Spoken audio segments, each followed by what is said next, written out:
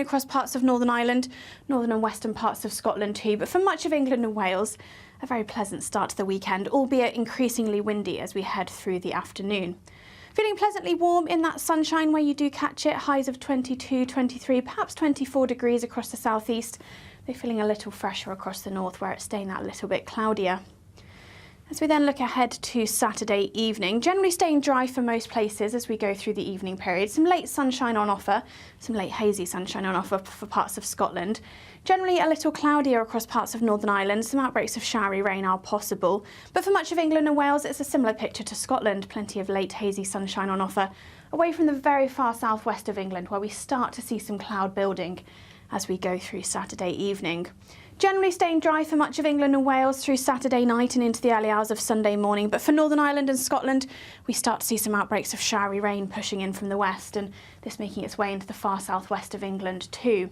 Those winds continue to increase overnight, and that will mean those temperatures stay really quite mild for most of us, perhaps even into the mid, maybe even locally high teens for some. So quite a muggy night to come and quite a mild start to the day on Sunday. Again, in much of England and Wales, seeing plenty of dry and bright weather to start the morning. Again, some hazy sunshine on offer, but further west, plenty of outbreaks of showery, heavy rain pushing their way northwards as we go through the afternoon. It's going to feel quite a bit milder than it's felt recently and quite humid in places, with highs of 26 or perhaps even 27 degrees. Today, clouds overhead, total zen within. Box Solar sponsors the weather on GB News.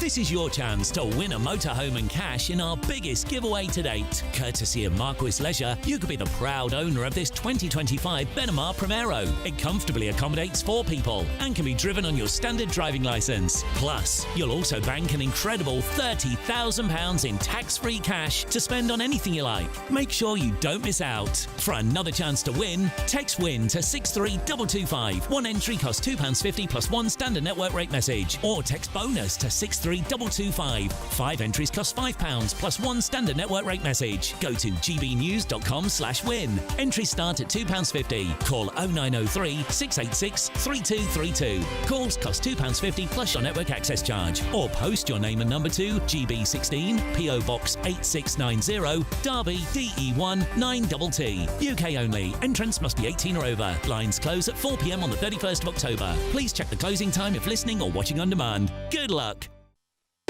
You want to know what's really going on in the corridors of power? Labour don't know what to do with you half the time, and that makes you quite lethal in the chamber. Get behind the headlines with Chopper's Political Podcast. Join me, Christopher Hope, as I sit down with the great and the good of British politics. We'll see where this ruling takes us. These are the stories shaping our nation. Chopper's Political Podcast, available now on all platforms. Listen in and stay ahead.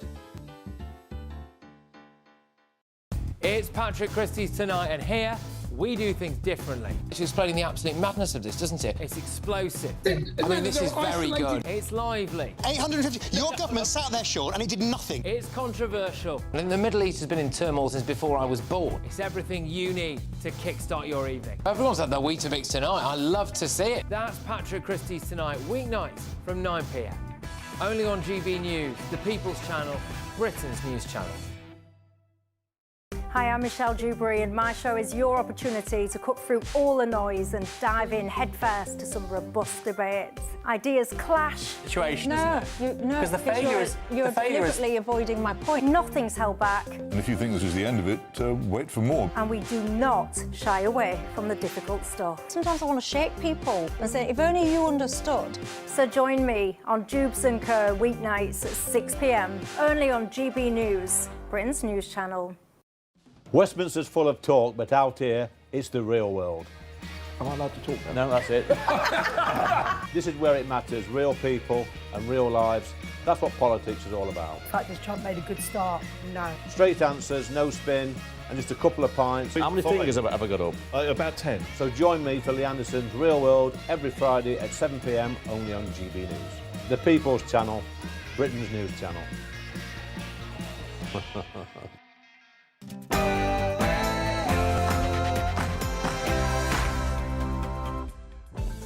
Never ready. I know it's coming up all the time, but I'm never ready. Good afternoon. It is midday on Saturday, the 6th of September, and this is the weekend on GB News. The Minister was already planning a reshuffle. I'll be honest, he wanted to do it on a slightly slower time frame. When it became clear that Angela was going to leave government, the Prime Minister took decisive action and decided to bring that reshuffle forward and just get the job done on Friday. Crisis, what crisis? As the country adjusts to a new Labour front bench, Darren Jones, now Chancellor of the Duchy of Lancaster and Chief Secretary to the Prime Minister, spoke to GB News earlier today. With further changes expected following Angela Rayner's dramatic resignation, attention is now turning to those stepping into key roles. What approach will Shabana Mahmood take to tackle the small boats crisis? And what do these shifts mean for Sir Keir Starmer's hold on power? Well, after a pretty awful first week back of term, the government now trying to see this as an opportunity to perhaps tilt more to the right. Shabana Mahmood, as the new Home Secretary, expected to take a tougher line in their attempt to smash the gangs. And it's day 2 of the Reform UK National Conference, and the leader of Reform UK, Nigel Farage, is rallying the troops, capitalising on the so-called big rift engulfing the Labour Party. Farage has urged his party to prepare for an early general election as Reform continues to lead in the polls. But can they maintain that momentum? We'll be live from the conference throughout the show for you. And Angela Rayner's rise from a council estate in Stockport to becoming Deputy Prime Minister. A remarkable journey which came crashing down. But has she squandered the chance to be a role model to working class women? We'll be having a lot more on that one later with the marvellous Katie Hind. And yeah, Gen Z and sausages, because why wouldn't we talk about this? Are Gen Z too soft for hard work? Young people can't handle working in meat factories because they would rather work from home. That's what the boss of a sausage maker said. We'll be debating that one much later on today. And cheers while it lasts. Yeah, there's a pint of lager. I was distracted by that, to be honest with you. It's a pint of lager on your screens there. It could be last orders for UK pubs by 2050, where the venue's closing at an alarming rate. Industry leaders are calling for urgent support to stop the decline. I'm doing my bit. We'll be speaking to a pub landlord about whether there's still hope on tap. I'm Dawn Neeson, and the weekend starts right here and now.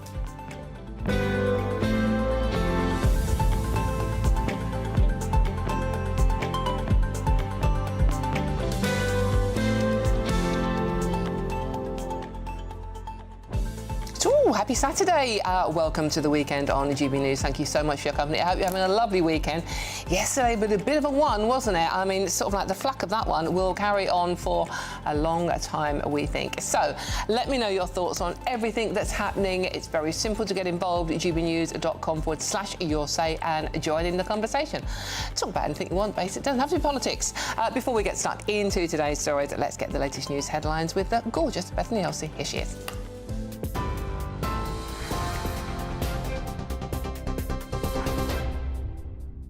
Thank you very much, Dawn. Good afternoon. Here's your top stories from the GB newsroom. Sir Keir Starmer has conducted a major cabinet reshuffle in an effort to restore order after Angela Rayner resigned as Deputy Prime Minister over her tax affairs. David Lammy is her replacement, and he's also been appointed as Justice Secretary. Shabana Mahmood is the new Home Secretary, and Yvette Cooper has joined the Foreign Office. Further changes will be made to the government today with a shake-up of junior ministers. Chief Secretary to the Prime Minister, Darren Jones, told GB News this was all part of the plan.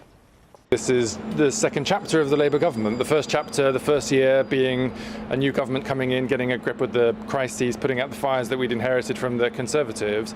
And now we're on to chapter 2, where we get to really start to drive delivery of the promises of change that we made to the public at the last election. Come off it. It's a panicked reshuffle in response to Angela Rayner's resignation, right? Be honest with us. I'm being honest with you, it's not, because the Prime Minister was already planning a reshuffle. I'll be honest, he wanted to do it on a slightly slower time frame. When it became clear that Angela was going to leave government, the Prime Minister took decisive action and decided to bring that reshuffle forward and just get the job done on Friday. GB News sources estimate more than 600 migrants are expected to cross the English Channel today. It follows 11 straight days of no crossings due to bad weather. Late last night, winds eased off, allowing people smugglers to push off multiple migrant rafts from a huge area of coastline near Dunkirk. Provisional figures take the number of migrants who've arrived in the UK illegally this year to more than 29,500.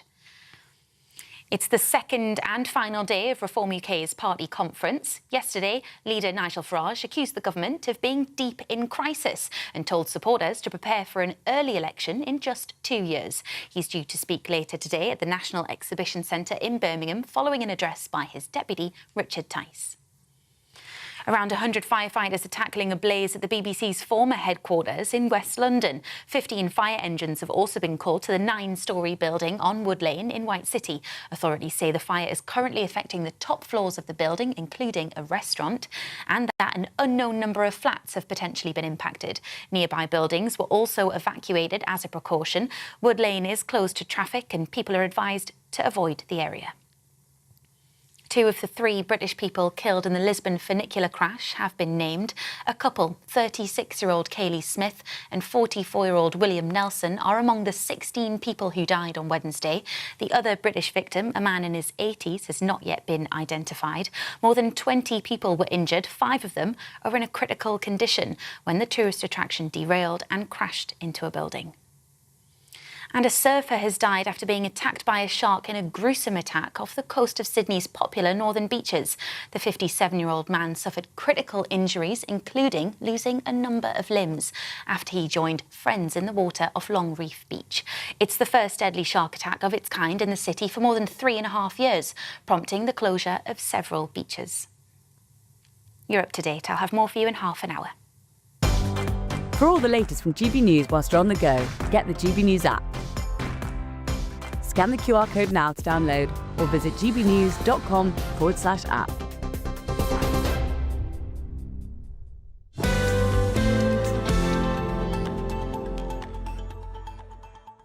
Thank you very much, Bethany. OK, we've got a cracking, really packed show for you, so should we just get started? There's loads to talk about today, isn't there?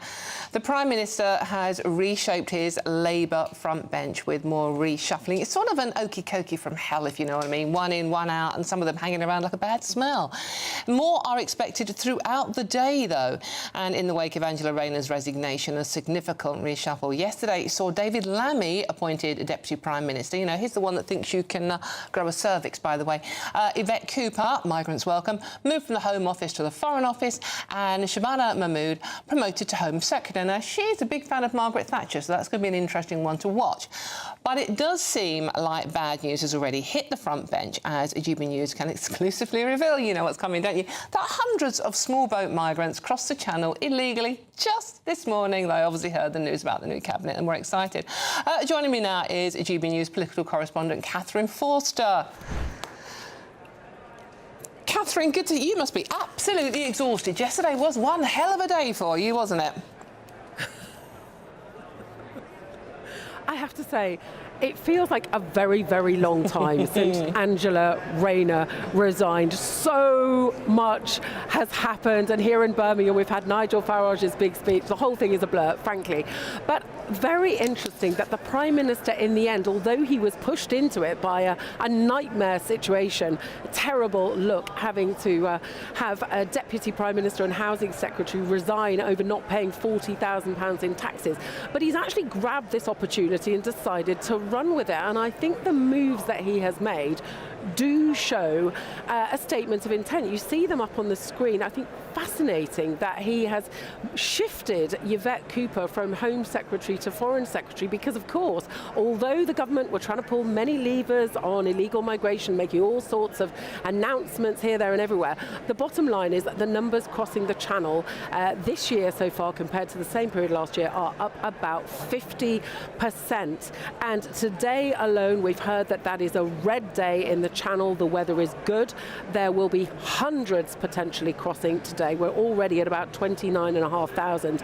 You know, we could very well hit that grim 30,000 milestone. But putting in Shabana Mahmood, who of course is moving from justice to home, she is really quite tough. She takes a pretty hardcore approach, and it's clear from that the Prime Minister and Morgan McSweeney, the Chief of Staff, were working on this, and Morgan McSweeney's hand, you can see, is behind it too, because he realises that if the government does not get a grip on this issue, they will be punished for it, just like the Conservatives were. Shabana Mahmood is able to come in now clean, not having been involved in this, and try to do things a bit differently, shake things up. Of course, we've got the one-in, one-out deal with France.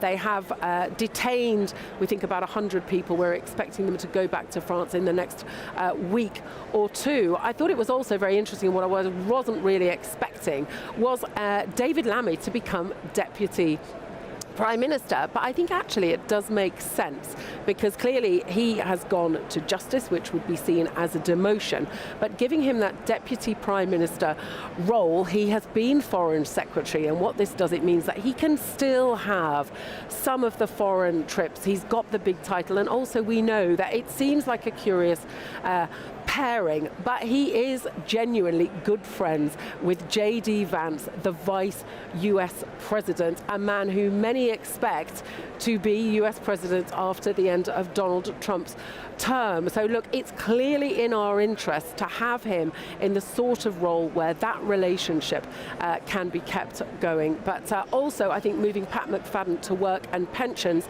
despite that big revolt, despite them not being able to make their welfare savings because their own MPs wouldn't tolerate it, he will be tasked, I think, with coming back and looking at that, because our productivity is terrible, our welfare bill is out of control, and Pat McFadden is many things, including very, very experienced. Can we mention one name that actually survived unscathed yesterday? Rachel Reeves even. God, they're all blurring into one, Catherine. Rachel Reeves. Now, she's survived, many would say, possibly with good reason, that she isn't doing the best job in the world. So, she survived this time round, but is she a dead woman walking? Well, I think the jury's out.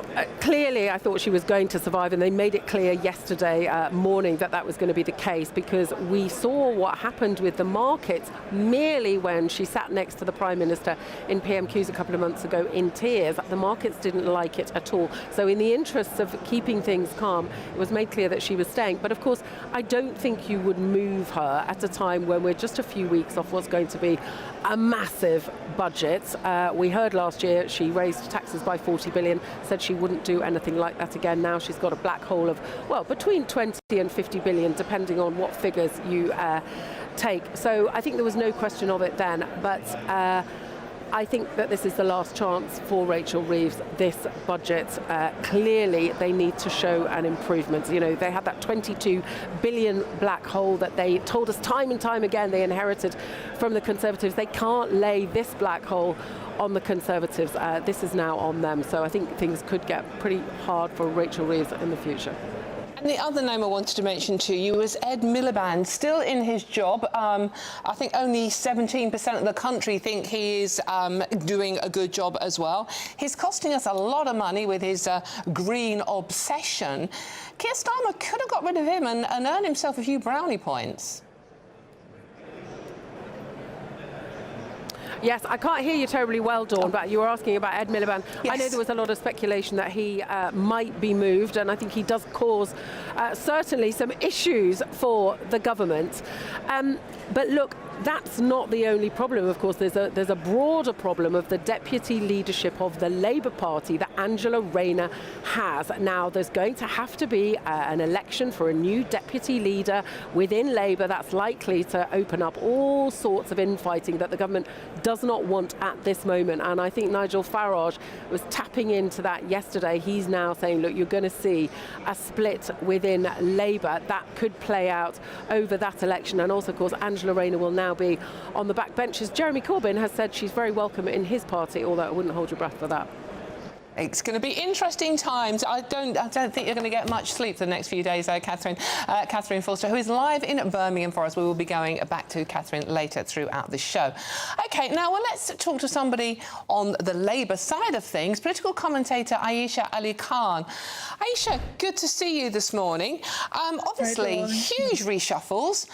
Lots of big names move sideways, move out of the way completely. What do you make of it all? It's quite interesting yesterday. I mean, so much was going on, and I was just checking the news. There was constant breaking news, constant changes. Yeah, a bit of a tsunami that with what's happening. You know, actually an earthquake more than a tsunami.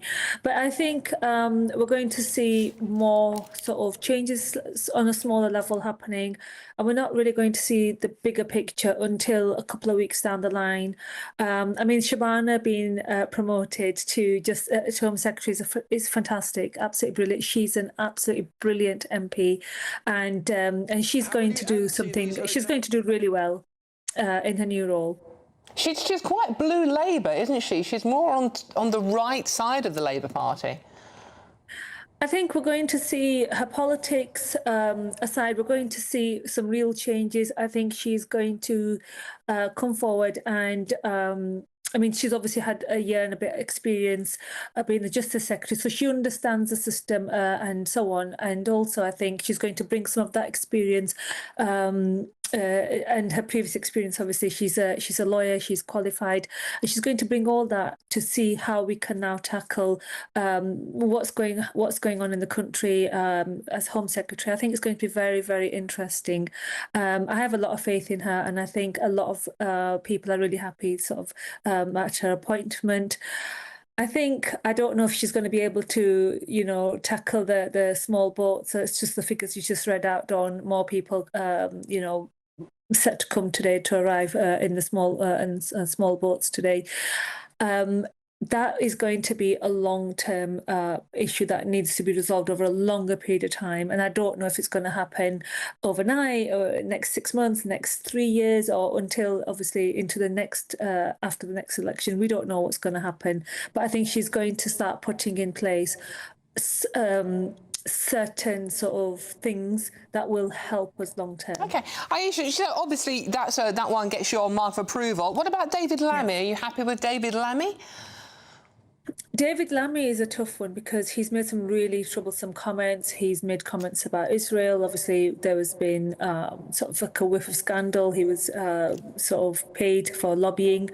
So there's a big question mark. But I understand why Keir Starmer would try to keep him sweet, let's say, with this position of deputy. I don't think anybody expected that position to be vacant at all. So Angela leaving has kind of did take people by surprise. Do you think she should have left, Aisha? No, I don't think she should have, no. You think she should still be in her role? I think she should have, yes, stayed. But obviously with everything that came out and the drip, drip, drip and the weeks and weeks, it was just constant headline news. She was found to have broken ministerial code, though. Absolutely, yeah, but not on purpose. If you find the language used was inadvertently, so I think that, you know, and Dawn, on a separate note, I've given other interviews on this. The tax advice that people give. I have a sister with disability, so I understand her motivations and so on. And the tax advice that people are given when they're going through a divorce or they're going, you know, they're trying to safeguard their assets and so on. It's so complicated, and I've myself looked into something similar, and it was so baffling. So I do. Aisha, you're not housing secretary. No. It's not your job to understand these things. No, thankfully I'm not actually. But yeah, but like I said, there's a lot of sympathy there, not just from myself, because I do know Angela, but there's a lot of sympathy for her from a lot of sort of grassroots campaigners and activists who supported her, who voted for her, who actually wanted to see her continue. OK, Aisha, as you say, you know Angela. How do you think she'll be feeling this morning? I mean, I must admit, when I first woke up this morning, it's a gorgeous sunrise. I thought, oh, what a lovely day. And then I thought, I wonder what she's thinking this morning. I think I can only surmise, but I think the final straw was the graffiti outside her whole apartment. I think that was uncalled for, but I think when she gave her interview to Beth, the strain was on her face. You could see, she was clearly emotional, struggling with tears, and I think the toll of everything that's been happening on her family, I think that was just the final straw, and I think she thought, that's it, I can't let this carry on. Where will it end? I mean, obviously I tweeted earlier about Joe Cox and the sort of things that horrible things we've seen, MPs being attacked and so on, and I think she just thought, that's it now, I'm just going to leave. And I think it's a bit of a shame, really, because, we've seen other MPs who've been accused of a lot worse, and they've stayed and they've managed to weather the storm and come out on the other side. So, yeah. Would you like to see her back in Cabinet? Would you like to see her potentially as Prime Minister one day? I don't think she'd ever be Prime Minister. I think that there's support there, and I think what Keir Starmer's handwritten note was actually really sweet. And I think, and he's actually mentioned that there'll always be a role for her in the party, and I do agree with that. I think there'll always be a role. I don't know what kind of role that's going to be, but look, we've had people like, previous people who've had scandals and they've come back stronger and better. So yeah, let's watch this space. This is true. This is Politics Today, isn't it? Aisha, thank you very much. That's political commentator Aisha Ali Khan. Thank you very much. Interesting. Let me know what you think. gbnews.com/your say. OK, we do have some good news in this programme as well. Time for the Great British Giveaway, and it's our biggest prize package to date, worth over an incredible £104,000. Your chance to drive away in a brand new 4-berth motorhome and bank a whopping £30,000 in tax-free cash. Well, now, don't wait until after the budget. Here's all the details you need for a chance to win our biggest winner to date. You're not going to want to miss our greatest Great British Giveaway so far. You could bank an incredible £30,000 in tax-free cash to spend however you like. And if that wasn't enough, you'll also get to drive away in this brand new motorhome. With thanks to Marquis Leisure, this brand new 2025 Benamar Primero could be yours. It comes with all the mod cons you'd expect from a vehicle worth over £74,000 and comfortably sleeps 4 people. This prize package is worth over £104,000. And remember, if you can dream it, you can drive it away. For another chance to win, text WIN to 63225. One entry costs £2.50 plus one standard network rate message. Or text BONUS to 63225. 5 entries cost £5 plus one standard network rate message. Go to gbnews.com/win. Entries start at £2.50. Call 0903 686 3232. Calls cost £2.50 plus your network access charge. Or post your name and number to GB16 PO Box 8690 Derby DE1 9TT. UK only. Entrants must be 18 or over. Lines close at 4 p.m. on the 31st of October. The winner will be contacted live on GB News, week commencing 10th November. Please check the closing time if listening or watching on demand. Good luck. Good luck indeed. I'm Dawn Neeson. This is GB News. Loads more coming up on today's show. It's day 2 of Reform UK's national conference, and Nigel Farage has been rallying the troops in Birmingham. But yesterday, Andrea Jenkins stole the show, and nobody will ever forget this, will they? I'm an insomniac. I'm an insomniac. I was so going to wear purple sequins today. We'll be live at the conference next, all that and much more to come. This is GB News, Britain's news channel. We'll see you very soon.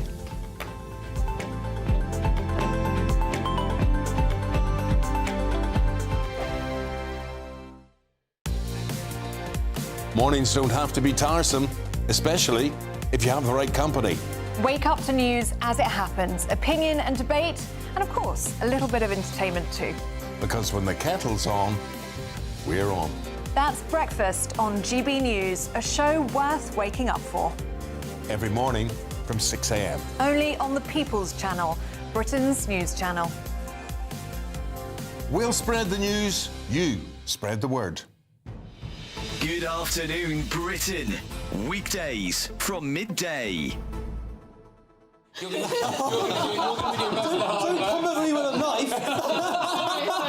I'll get sued. Okay, right, let's go. Okay. Is it going to be a boy or a girl? Let's do it facing. Oh, there we go. Oh. Oh. It is. Oh. Hey. Oh.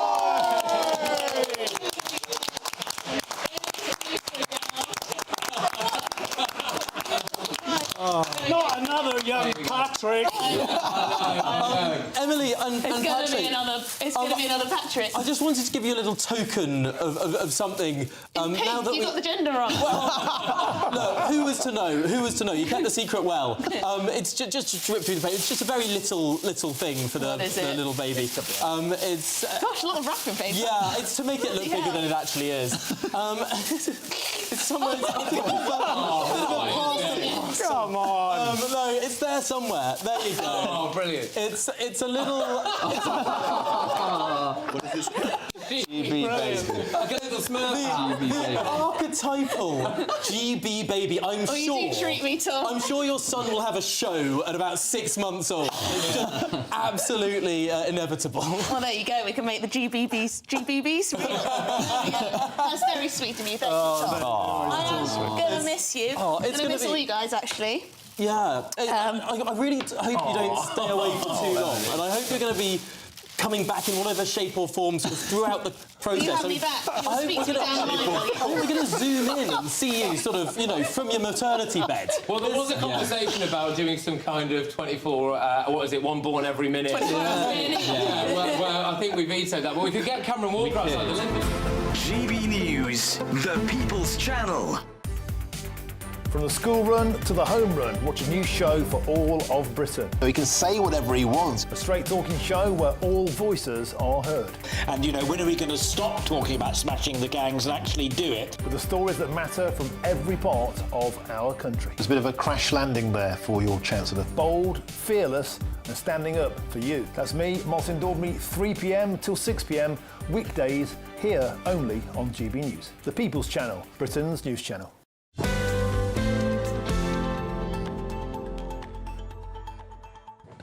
Hello, welcome back to the weekend with me, Dawn Neeson. Now remember, keep those messages coming in. I will read as many out as I possibly can at gbnews.com/your say. Now it is day 2 of Reform UK's national conference, and Nigel Farage has been rallying the troops in Birmingham, capitalising on the so-called big rift engulfing the Labour Party. I think that's putting it mildly, isn't it?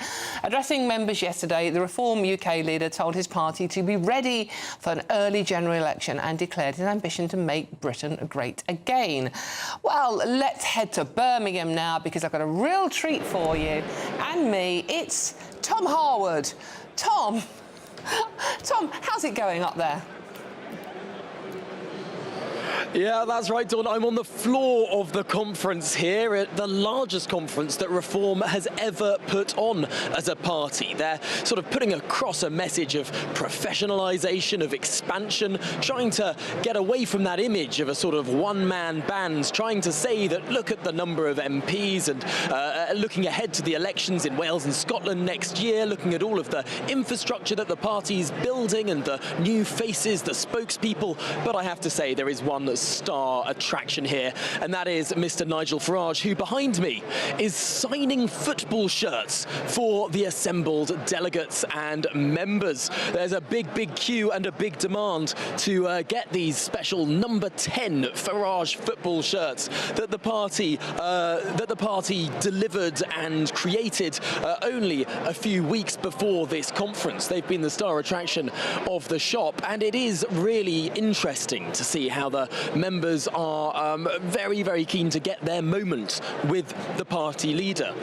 Ultimately, this is a sort of duality at the core of Reform. At once, Nigel Farage is clearly a national figure, someone who took the party from being a low-level, single-digit polling party to something that is... Oh, I'm sorry, yes? Tom, oh my Lord, getting you to stop talking, honestly, it's my life's mission. How much are the football shirts? I think they're 40 quid from memory, but you can get 2 for 75. Right, I want you modelling one next time round. Now you can carry on. Yes, no, this is the interesting thing about Reform, right? The idea that at once they're trying to say they're not a one-man band, but very clearly one man has taken them to the level they're at now. The growing pains are getting very difficult because they need to be able to put across a much broader array of figures. We don't yet know, for example, who would be their Chancellor in a Reform government, who would be their Home Secretary, who would be their Foreign Secretary. We do know that Zia Youssef is going to be working up a a new policy group for the party, a department for preparing for government that was announced by Nigel Farage in his main speech yesterday. But still, this is a party that is clearly in its early stages, that is growing, yes, but is thinking it can win that next general election. I have to say I took with a bit of pinch of salt what Nigel Farage said in his speech yesterday about an election coming in 2027. For that to happen, a parliament that has more than 400 Labour MPs would have to vote for an election or a vote of no confidence in the Prime Minister. I just can't see it happening before 2029. And I think neither can the party in their heart of hearts too, because they had some more football shirts yesterday that had the names of some of their other MPs, some of their other big faces, and they had the numbers 29 on the back. So perhaps this party really does think the election will be in 2029 after all. Oh, that's interesting, isn't it? Because if they really do think that the election could be in 2 years' time, you would be assembling that shadow cabinet, or at least sort of like penciling people in, wouldn't you?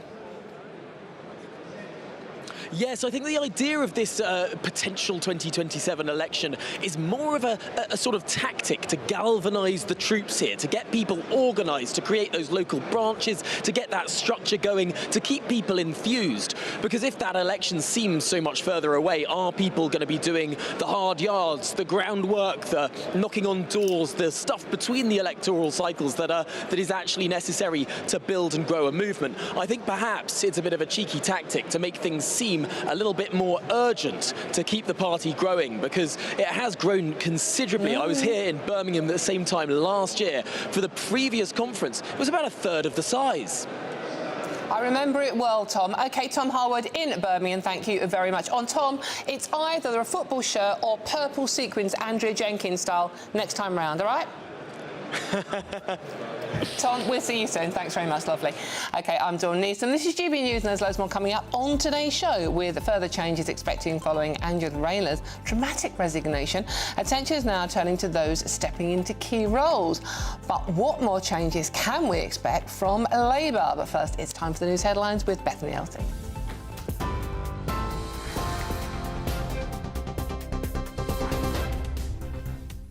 Good afternoon. The headlines from the GB newsroom. Sir Keir Starmer is expected to make further changes to government on top of yesterday's major cabinet reshuffle following Angela Rayner's resignation. GB News sources estimate more than 600 migrants are expected to cross the English Channel today following 11 straight days of no crossings due to bad weather. It's the second and final day of Reform UK's conference. Party leader Nigel Farage is accusing the government of being deep in crisis. Around 100 firefighters are tackling a blaze at the BBC's former headquarters in West London. And Israeli officials are urging all residents of Gaza City to evacuate to a humanitarian zone in the south as it prepares to expand its operation. Those are the headlines for now. More for you at the top of the hour. You can now watch GB News live across the United States of America and the world on Truth Plus. Scan the QR code to find out more, or visit gbnews.com/truth.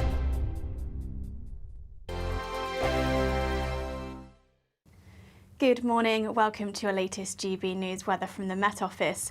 It's going to be a dry start to the weekend for many of us, but those winds are going to be increasing and perhaps feeling a little bit warmer as we go towards Sunday too. Low pressure waiting in the wings out towards the west of the UK, but it's that squeeze in the isobars across the country. That's why we'll see those winds increasing as we go into Sunday. But for most of us on Saturday, there'll be plenty of sunshine on offer. Perhaps a bit of showery rain across parts of Northern Ireland, northern and western parts of Scotland too. But for much of England and Wales, a very pleasant start to the weekend, albeit increasingly windy as we head through the afternoon. Feeling pleasantly warm in that sunshine where you do catch it. Highs of 22, 23, perhaps 24 degrees across the southeast. They're feeling a little fresher across the north where it's staying that little bit cloudier. As we then look ahead to Saturday evening, generally staying dry for most places as we go through the evening period. Some late sunshine on offer, some late hazy sunshine on offer for parts of Scotland. Generally a little cloudier across parts of Northern Ireland. Some outbreaks of showery rain are possible. But for much of England and Wales, it's a similar picture to Scotland. Plenty of late hazy sunshine on offer, away from the very far southwest of England, where we start to see some cloud building as we go through Saturday evening. Generally staying dry for much of England and Wales through Saturday night and into the early hours of Sunday morning. But for Northern Ireland and Scotland, we start to see some outbreaks of showery rain pushing in from the west, and this making its way into the far southwest of England too. Those winds continue to increase overnight, and that will mean those temperatures stay really quite mild for most of us, perhaps even into the mid, maybe even locally high teens for some. So quite a muggy night to come and quite a mild start to the day on Sunday. Again, in much of England and Wales seeing plenty of dry and bright weather to start the morning. Again, some hazy sunshine on offer, but further west, plenty of outbreaks of showery, heavy rain pushing their way northwards as we go through the afternoon. It's going to feel quite a bit milder than it's felt recently and quite humid in places, with highs of 26 or perhaps even 27 degrees. Westminster's full of talk, but out here, it's the real world. Am I allowed to talk now? No, that's it. This is where it matters, real people and real lives. That's what politics is all about. In fact, has Trump made a good start? No. Straight answers, no spin, and just a couple of pints. How many fingers have I got up? About 10. So join me for Lee Anderson's Real World every Friday at 7 p.m. only on GB News. The People's Channel, Britain's news channel. You want to know what's really going on in the corridors of power? Labour don't know what to do with you half the time, and that makes you quite lethal in the chamber. Get behind the headlines with Chopper's Political Podcast. Join me, Christopher Hope, as I sit down with the great and the good of British politics. We'll see where this ruling takes us. These are the stories shaping our nation. Chopper's Political Podcast, available now on all platforms. Listen in and stay ahead.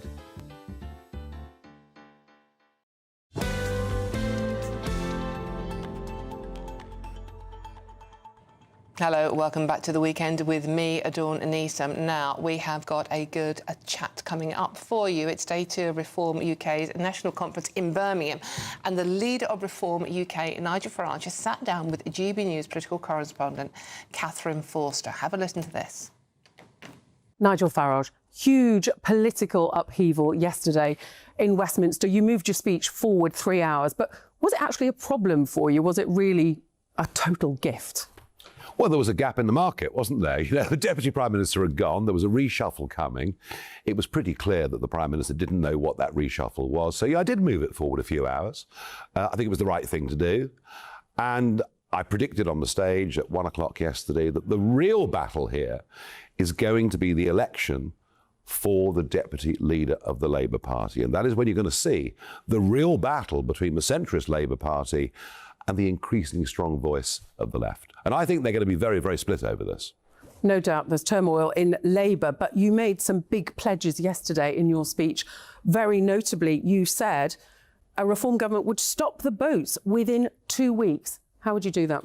Well, I'm looking at the Australian example. You know, Australia grappled with this for years. The boats coming from Indonesia, they tried all sorts of things. They tried offshore processing. They tried to pass various pieces of legislation, and frankly, none of it worked.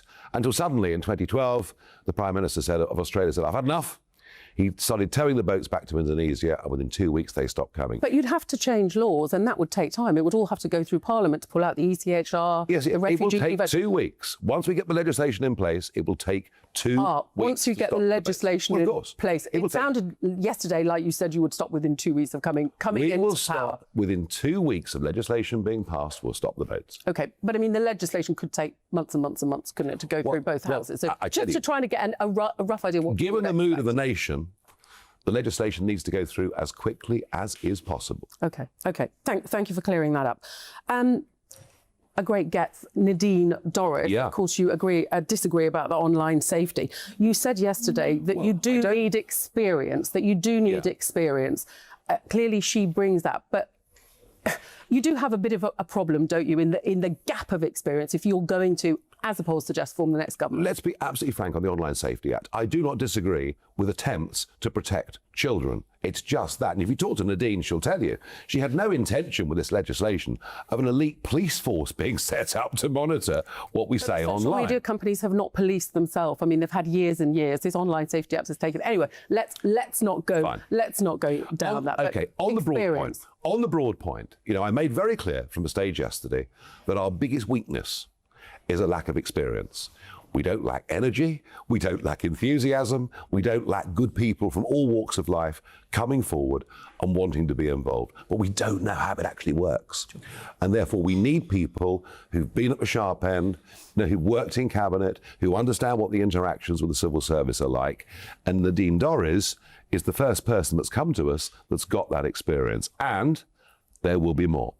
And you don't worry, you've obviously got quite a few Tories have come across to you. You don't worry about looking like you're just stuck full of Conservatives that no longer have seats. Well, I think you'll find the percentage of former Conservative representatives in Reform is less than 0.5%. So I'm not terribly worried about that, no. And we will not be the Conservative Party 2.0. And I thought what she said was very interesting.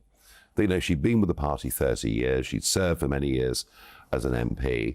But like so many people, she feels now that the promises that were made in election manifestos were never sincere promises. They were just means of getting elected. And that's the difference here.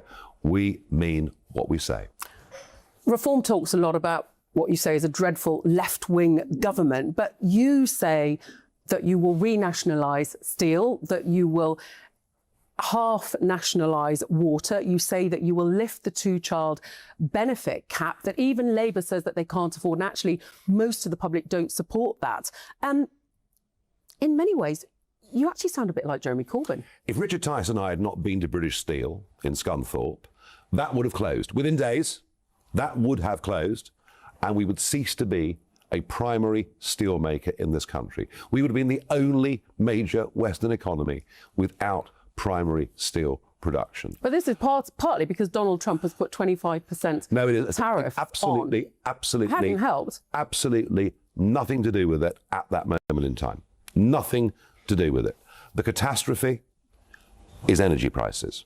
We are deindustrializing Britain in the name of going net zero on carbon. We've given ourselves the most expensive industrial energy prices in the whole world. And frankly, I think that the Chinese bought that plant with the sole intention of closing it down. That is why we urged the government at that moment in time to take control and to try and find a way out, to try and find a new buyer, to try and find a new consortium. But I accept, unless we can give people proper energy prices, it is going to be a problem. But you're making a lot of very expensive promises. Well, the sort of thing that Jeremy Corbyn, that somebody who's not worried about where the money is going to come from. Let's take the two-child cap. I made it no one listened. I made it very, very clear that this should be for working British couples. It should be when you've got a man and a woman, and they're both working, they're both doing their 37.5 hours a week, and this would come in the form of tax credits. It was a pro-family policy, and it was a policy to help those on lower pay have families. It wasn't for everybody else. It wasn't for people on benefits. It wasn't for those coming into the country. But nobody actually listened to the second part of what I said. OK. You have just got back from the States where you were this week. The Prime Minister has often been criticised for being here, there and everywhere, never here, Keir. Some have called him. Our political editor, Chris Hope, said to you, why are you not at PMQs? You said it's not a priority. Don't you run the risk that you're going to get labelled far away Farage? Do you know what? There's almost no point me going to PMQs. There's almost no point. I have to sit there, take abuse every week, and I have no means of answering. I mean, it's the most ridiculous. There can't ever have been a situation ever before when you have a backbench member of Parliament who is constantly referred to by put-up questions from Labour MPs, answers from the Prime Minister, and I have, what do I get? Once every few months, I can get up for 30 seconds, and when I do, I'm shouted down. So, actually, Parliament, frankly, at the moment, doesn't serve me very well. But don't you run a risk in going to America and saying, look how bad things are? You're sort of airing our dirty linen in public. You say you're a patriot. I mean, Labour and the Lib Dems now saying you're the opposite. Who aired it? J.D. Vance, the Vice President of America, our most important ally, without whom we are defenceless. Defenceless.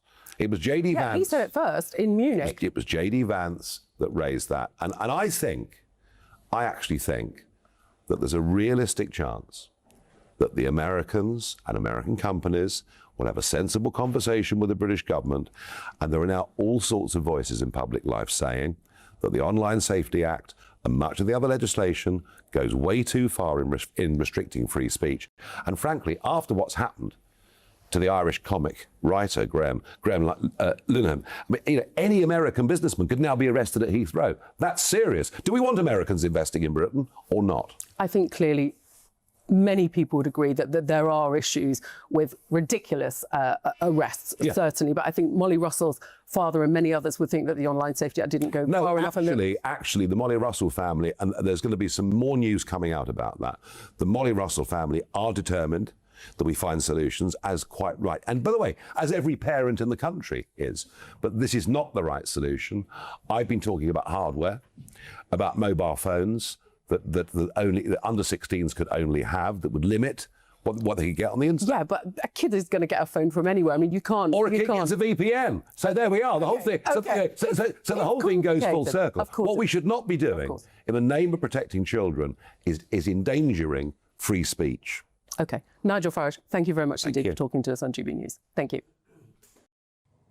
OK, well, joining me now is GB News political correspondent Catherine Forster.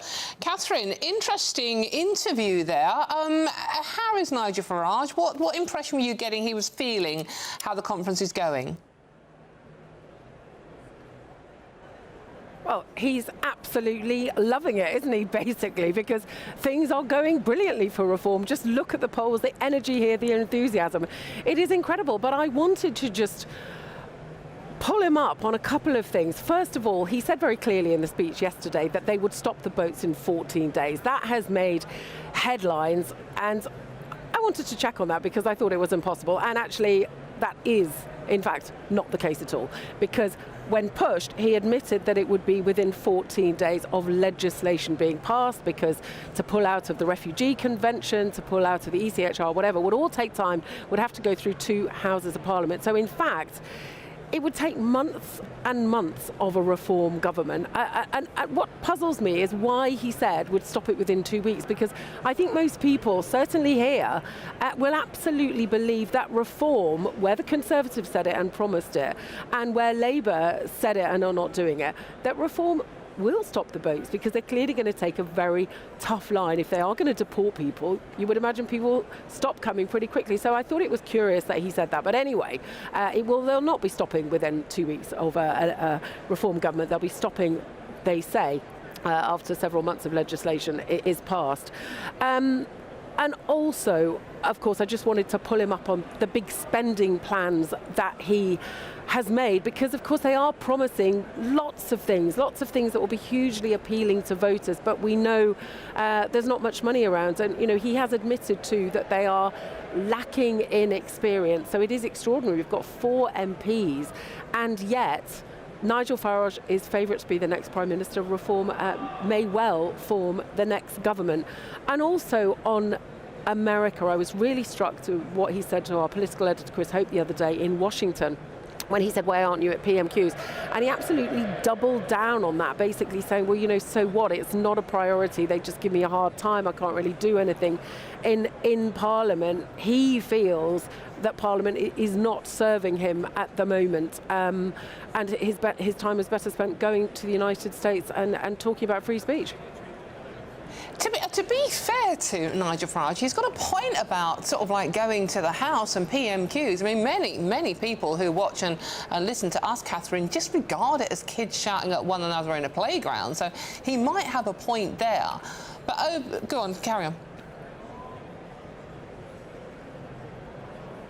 No, I mean, sure, it's very difficult for him because he's only got 4 MPs.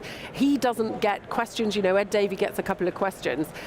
He rarely gets a question. And the problem is that it is clear that the government does not regard the Conservatives as the official opposition. They are, but the government regards Nigel Farage and Reform as the official opposition. So every single week we see the Prime Minister attacking Nigel Farage, attacking Reform. But I just think it's interesting.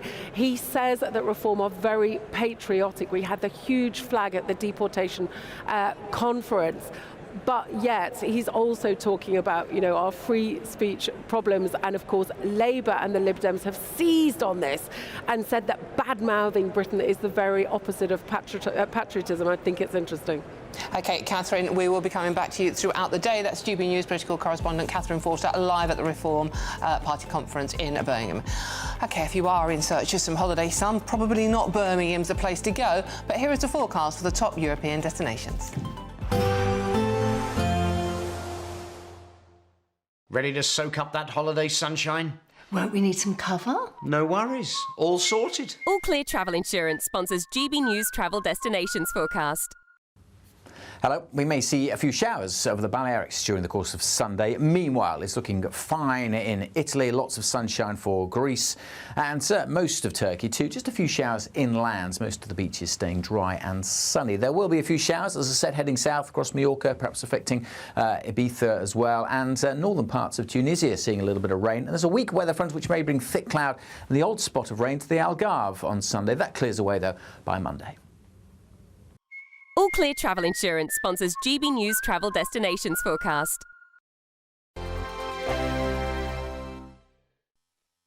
You want to know what's really going on in the corridors of power? Labour don't know what to do with you half the time, and that makes you quite lethal in the chamber. Get behind the headlines with Chopper's political podcast. Join me, Christopher Hope, as I sit down with the great and the good of British politics. We'll see where this ruling takes us. These are the stories shaping our nation. Chopper's political podcast, available now on all platforms. Listen in and stay ahead. At GB News, we love to hear from you, our loyal community. So drop us a line at gbnews.com/yoursay. There you can talk to each other and also to the presenters live on air. gbnews.com/yoursay, because GB News is your channel, Britain's news channel. Hi, I'm Michelle Dewberry, and my show is your opportunity to cut through all the noise and dive in headfirst to some robust debates. Ideas clash. Situation, No, isn't it? no, Because the failure is you're deliberately avoiding my point. Nothing's held back, And if you think this is the end of it, wait for more. and we do not shy away from the difficult stuff. Sometimes I want to shake people and say, if only you understood. So join me on Jubes and Kerr weeknights at 6 p.m. only on GB News, Britain's news channel. Join me, Nana Akweer, for an informative, interactive news programme with a difference. It's fun. Oh, no, he didn't say that, Dave. I'm so surprised. I think there's an element of truth to that. Join me from 3 p.m. every weekend, only on GB News, Britain's news channel. Westminster's full of talk, but out here, it's the real world. Am I allowed to talk now? No, that's it. This is where it matters, real people and real lives. That's what politics is all about. The fact is Trump made a good start, no. Straight answers, no spin, and just a couple of pints. How many fingers have I got up? About 10. So join me for Lee Anderson's Real World every Friday at 7 p.m. only on GB News. The People's Channel, Britain's news channel.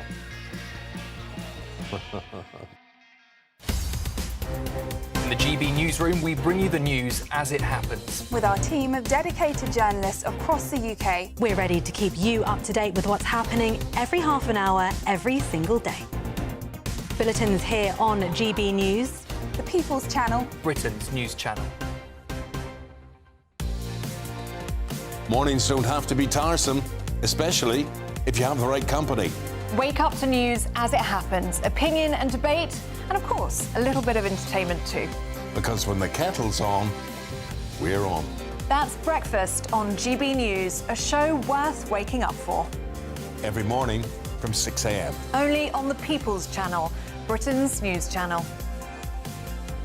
We'll spread the news, you spread the word.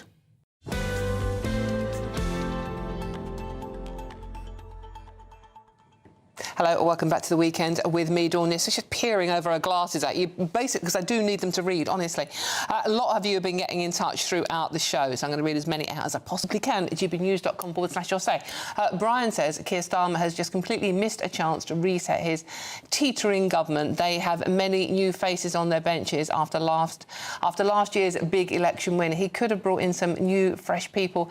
Instead, he's stuck to the same old familiar faces that have failed the country over the last 14 15 months. Meanwhile, Roger said musical chairs within the Labour Party, but at the end of the day, the vast majority of their MPs are anti-British. A lot of you feeling that sentiment, and Sue says throwing Rayner under the bus was deliberate, timed with the reshuffle to coincide with the Reform conference to get Reform off the front pages. Well, yeah, I would have asked Farage about that, how he felt about that. Paul says it's no good, Starmer, having a reshuffle when the pack is full of jokers. Oh, boom, boom. I love that one. Meanwhile, on flags, Deborah says it is absolutely joy to see the Union flag and English flag all over the country. Better by far than any other. Yeah, indeed. The flag debate is not going away, is it? OK, keep those messages coming in. I'm going to read as many out as I possibly can. gbnews.com/yoursay. I'm Denise. This is GB News. Loads more coming up on today's show. Don't you dare go anywhere. But first, it is time for the weather. Is it still nice out there? Here's all the details.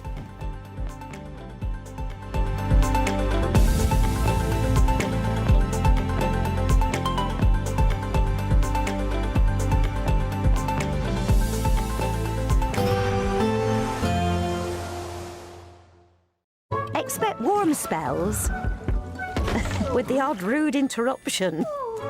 Boxed Boilers sponsors the weather on GB News. Good afternoon, welcome to your latest GB News weather from the Met Office. So there's been plenty of sunny spells around for many of us through much of today. But those winds are going to be increasing as we head through the rest of this evening and turning quite a bit warmer than it's felt recently. We've got low pressure situated out to the west of the UK, high pressure out towards the east, and the squeeze in the isobars between those two systems is what will strengthen those winds as we head through this evening. For many of us though, plenty of clear spells as we head through Saturday evening and into the early hours of Sunday morning. A bit cloudier across parts of Northern Ireland, western parts of Scotland. Some outbreaks of showery rain pushing up from the south, so turning quite a bit wetter here. And those winds really strengthening across the whole of the UK, but in particular across the west. And that means quite a mild night to come for many of us. Temperatures perhaps holding up into the mid, maybe locally high teens. So a mild and muggy start to the day on Sunday. Across the southeast of the country, though, quite a bright start, some sunshine to start the day. But across the southwest, those outbreaks of showery rain arriving quite early in the morning. And across parts of Northern Ireland, we'll still see quite a cloudy and damp start to the day. Western parts of Scotland also seeing some outbreaks of showery rain, but eastern parts of Scotland, northeastern parts of England, will see some brighter spells to start on Sunday morning. As we then go through the rest of the morning and through into Sunday afternoon, those outbreaks of showery rain continue to push their way northwards, perhaps turning heavy at times, not completely ruling out the odd rumble of thunder too, particularly across the southwest first on Sunday morning. The southeast faring better across in terms of any drier or brighter weather, and it's going to feel really quite mild and quite muggy compared to what we've seen recently, highs of 25, 26, perhaps even 27 degrees. Then through Sunday evening, that showery rain continues to push its way northwards, turning drier across the southeast, some clear spells developing here through Sunday evening. And then it's going to remain quite changeable as we head through much of next week, Monday, Tuesday, Wednesday, seeing some showers, some longer spells of rain, but those temperatures returning much closer to average, so feeling fresher than Sunday. Expect warm spells with the odd rude interruption. Boxed Boilers sponsors the weather on GB News.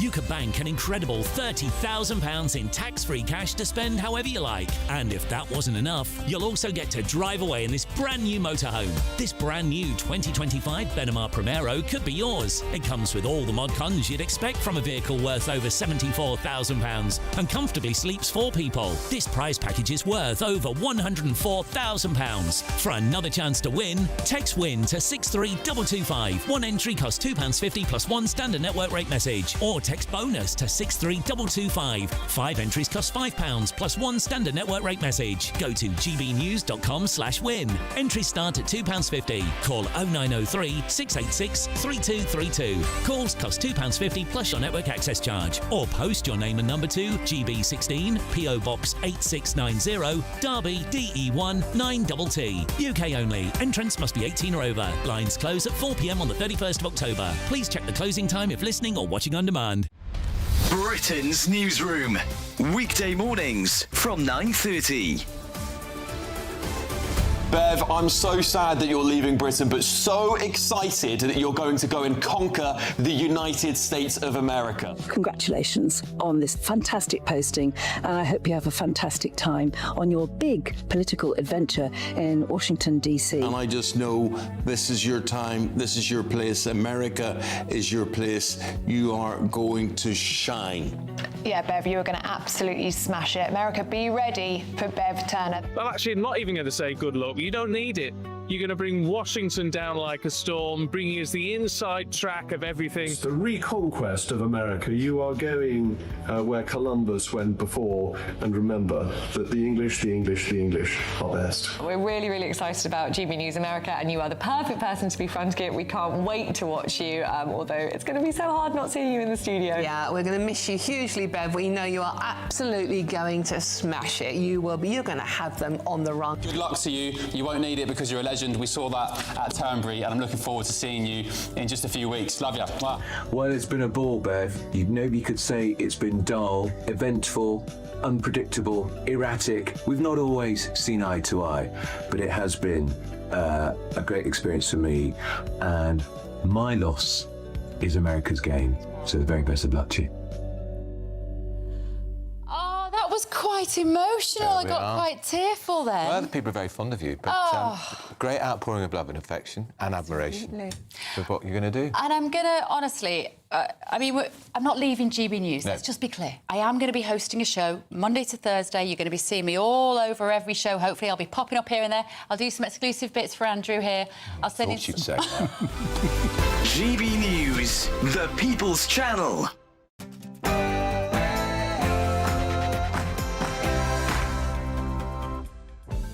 Hello, there you are. Good afternoon. It's 1 o'clock on Saturday, the 6th of September, and this is the weekend on GB News. The Minister was already planning a reshuffle. I'll be honest, he wanted to do it on a slightly slower time frame. When it became clear that Angela was going to leave government, the Prime Minister took decisive action and decided to bring that reshuffle forward and just get the job done on Friday. Crisis, what crisis? As the country adjusts to a new Labour frontbench, Darren Jones, now Chancellor of the Duchy of Lancaster and Chief Secretary to the Prime Minister, spoke to GB News earlier today, with Angela Rayner's dramatic resignation sparking more changes.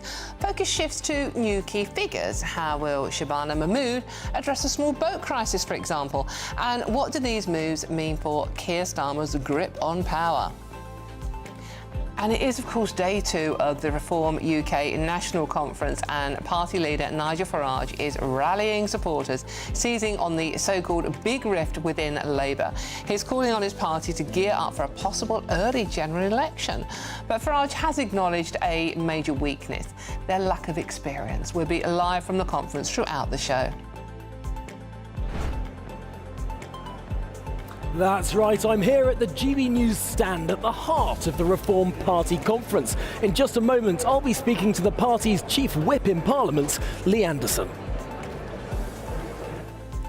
And meanwhile, Angela Rayner's rise from a council estate in Stockport to becoming Deputy Prime Minister.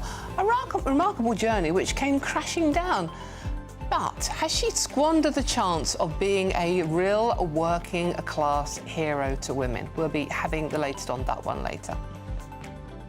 And are Gen Z too soft for hard work, and in particular sausages? Young people can't handle working in meat factories, evidently, because they would rather work from home. That's what the boss of a sausage factory has said. We'll be debating, are Gen Z just too soft to handle sausages? And cheers while it lasts. It could be last orders for UK pubs by 2050, with venues closing at an alarming rate. Industry leaders are calling for urgent support to stop the decline. We'll be speaking to a pub landlord about whether there's still hope on tap. I'm Dawn Neeson, and this is The Weekend.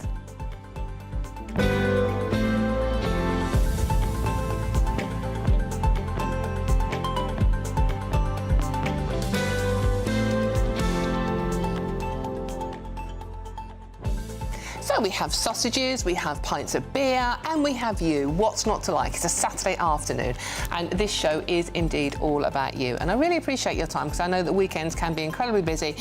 So if you can just sort of like sit down and join me, that's great. If you're out and about, I'm on the radio as well. There is literally no escape. So let me know your thoughts on all the stories we're talking about today, or anything you want to have a chat about. It is After All the Weekend. gbnews.com/your say and join in our conversation. We will get cracking on those conversations straight after the news headlines with Bethany. Here she is.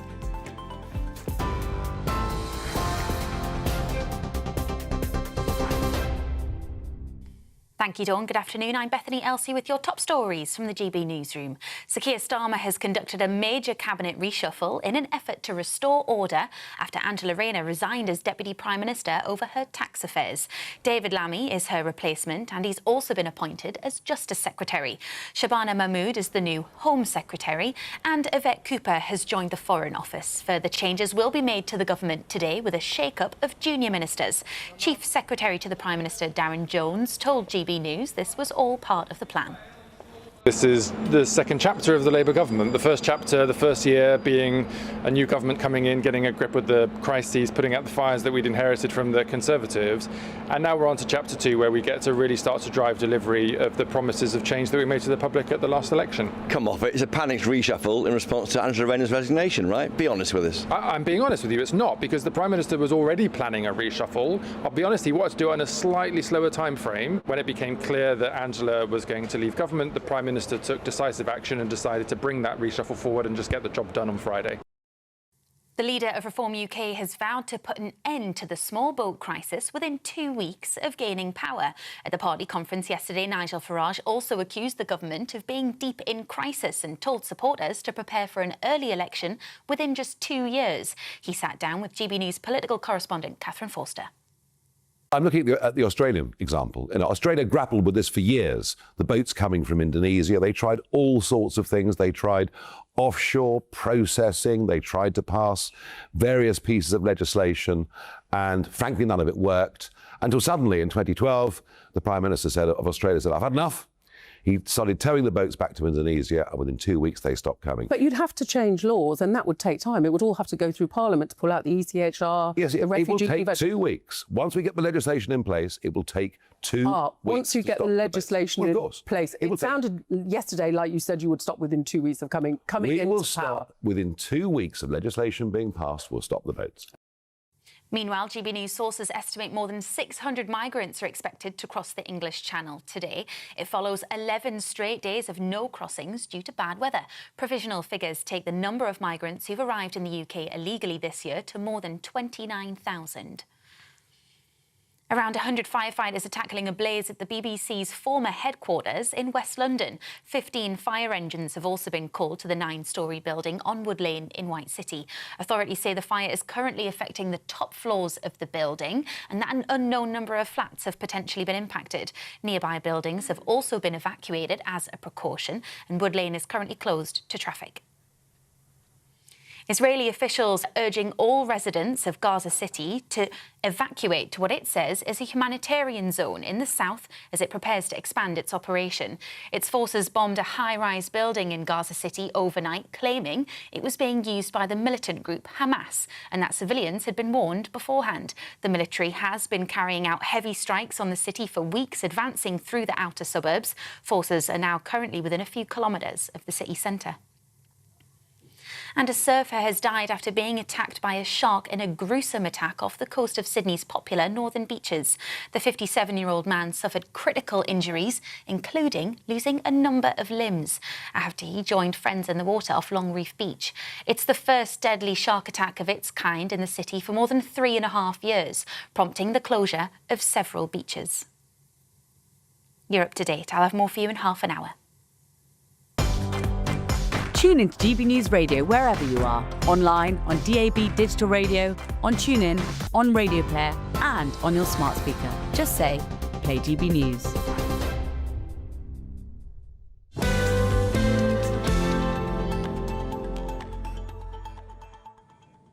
Thank you very much, Bethany, and thank you for joining me out there. Lots of messages coming in. Just to read a couple out quickly.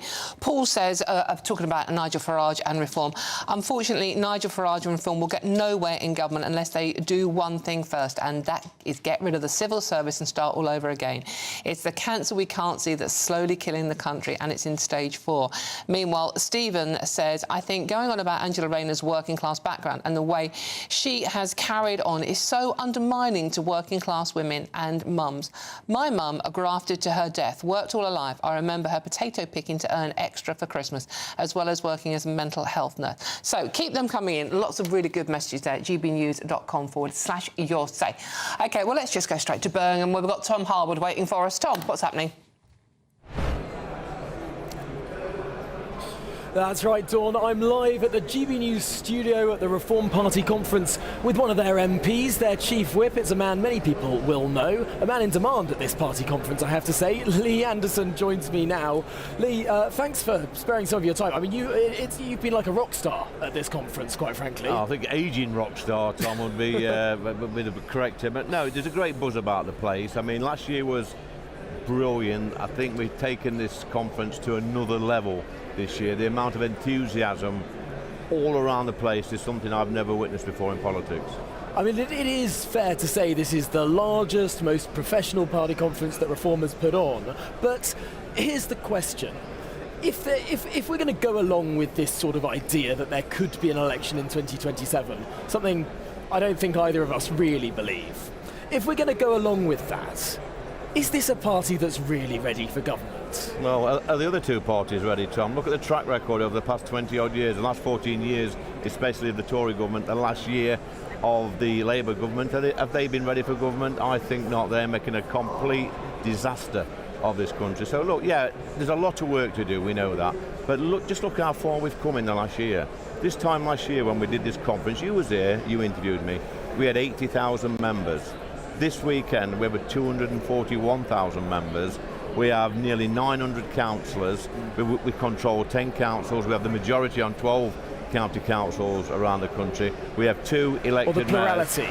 Well, yeah, and we're growing and growing at a rate that's never been seen before for a political party in this country. So, yeah, give us another 2 or 3 years, mate, and we'll be ready. Right, no one can take away from the fact that Reform has a huge number of members. You've been ahead in, I think it's over 100 opinion polls now in a row, but we still don't know who your Chancellor would be were you to be elected. We don't know who your Foreign Secretary would be, your Home Secretary. Yeah, well, I think Nigel's been quite clear on this. If you've been paying attention, young man, he has said that he will get the brightest and the best from around the country in their specialised field. Doesn't have to be an elected member of Parliament to be a cabinet member. But if we could draw somebody from the health service or from education or from the finance sector, whatever, who's really good at their job, we don't then why not? But you're putting yourself forward. This whole conference is talking about preparing for government. You're setting up within the party a department for the preparation of government. And you keep saying these sort of theoretical ideas of who we could have, but we don't have the people. Well, at the moment, I was in the breakfast lines this morning with some of our donors and people from business. These are people from all over the UK that's been involved in business, involved in the financial sector, whatever. They're wanting to get involved. These are clever men who know how to make a quid or two. Now, when are we going to see this? Because, of course, there are elections next year. Yeah. I mean, in a matter of months, Scotland and Wales go to vote. Especially in Wales, Reform could end up in government. Yeah, well, this is we don't even know who's leading the Reform Party in Wales. Not yet, you don't, Tom. But we're getting ready for the Senate elections next year in Wales. Obviously, the Scottish elections. I've got a feeling that in Wales we can actually win the Senate, and we're interviewing candidates now, we're speaking to people in Wales. Obviously we're not going to broadcast every single thing that we're doing in Wales, but we're making a lot of momentum. I should be down there for a by-election in the next few weeks. I think we've got one in Caerphilly. Yeah. I should be going down there to campaign in that by-election. The momentum in Wales, especially South Wales, is fantastic. Look, we're a growing party, we're evolving. Will there be casualties on the way? Probably. Will we find some golden nuggets? Probably. I'm confident, mate. And it doesn't matter, Tom. You talk about not prepared or being ready for government. Could we seriously make a bigger hash of this country as the two parties at the moment? Probably not. It does seem that is the reason why Reform has sort of risen so high in the polls. I sit and I watch Prime Minister's Questions every week, and you see Kemi Badenoch on one side throwing bombs at Keir Starmer, saying you're running the country into the ground, and then Keir Starmer goes back to Kemi Badenoch saying you ran the country into the ground, and in a corner somewhere on the back benches, you four are there chuckling, thinking these guys are taking each other out. But is there anything positive that you're saying? Okay, you're riding off the negativity of the two largest parties in the House of Commons, but what is the positive reason for voting for reform? Well, nothing works in this country, Tom. You've seen the state of our... That's a very negative thing to say. No, but it's true. People are fed up with the state of the schools, the roads, the borders. We've got a police force that's not doing the job. We've got a judiciary that's not doing the job. People are just fed up with every single part of public life in this country that does not work, and the two main parties have broken this, and they do nothing about it. And I think it's a bit rich when you see the Tories there. You see some of the Tories, you see people like Rob Jenrick. I've got a lot of time for, by the way, out there putting flags up, banging on about hotels being open. This is the party that opened the hotels. I was in that party. I was screaming from the rooftops, behind closed doors to stop opening the hotels. They told me to shut up. But they're not shutting up now, are they? I see some of the Tory MPs now, who I'm quite furious with, to be honest, would never mention the hotels. Never mention the hotels. Just tell me to shut up. This is the wet Liberals. No, Tom, listen, it's important. Look at the Bell Hotel. These same MPs now they've got a hotel in their patch. What are they doing? But look at the Bell Hotel in Epping. Yeah. It was open when the big wave came in 2023. Yes. It was closed. It was reopened then under this government. I mean, I think it was a third of these hotels were closed at the time of the general election. They were being closed. And of course, you well remember the saga of the Rwanda plan. Yes, I remember it well. To say that the previous government didn't sort of want to stop the boats or try to stop the boats. They didn't want to stop the boats. Is that not a misnomer? When that aeroplane was on the tarmac, I think it was 3 years ago now, with some of the asylum seekers on, if Rishi had sent that off, this problem would have been stopped. There was an injunction. Doesn't matter, should have ignored it. There was an emergency injunction. Listen, Tom, we need to grow a backbone in this country. We had successive governments who lack the political will and courage to sort out this problem. Meanwhile, we've got supposedly asylum seekers. Let's remember, they're illegal migrants pretending to be asylum seekers. They're roaming our streets. They're costing the taxpayer 41 grand a year. Some are going on to commit horrific crimes, sexual attacks. We've had murders and acts of terror. What the hell are we playing at as a country? I think there won't be a single person watching who disagrees with what you say. Yeah. The question is, how do you fix it? And the question that I started that with is saying everyone can see the arguments that things aren't working in this country, that the negative arguments, but what's the positive argument? Listen, the lefty liberal press in America was saying the same thing about Donald Trump before he got elected. He's reduced illegal migration by 97%. Well, he had a policy. He said build a wall. We've got a policy. We've got a policy. If you'd have listened to Nigel yesterday, I'm sure you did. I did. I know you'd been on the pop on Thursday night or whenever it was, but if you listened to Nigel, he actually said that when illegal migrants come to this country, they will be immediately detained. They will be put in a camp, and the only time that they leave that camp will be on a plane or a boat to another country. I tell you what, Tom, after a week or so, they'll stop coming. Now, I've got to ask you, Keir Starmer yesterday changed the conversation. Everyone was talking about Angela Rayner's shock resignation, and he perhaps some were less shocked than others.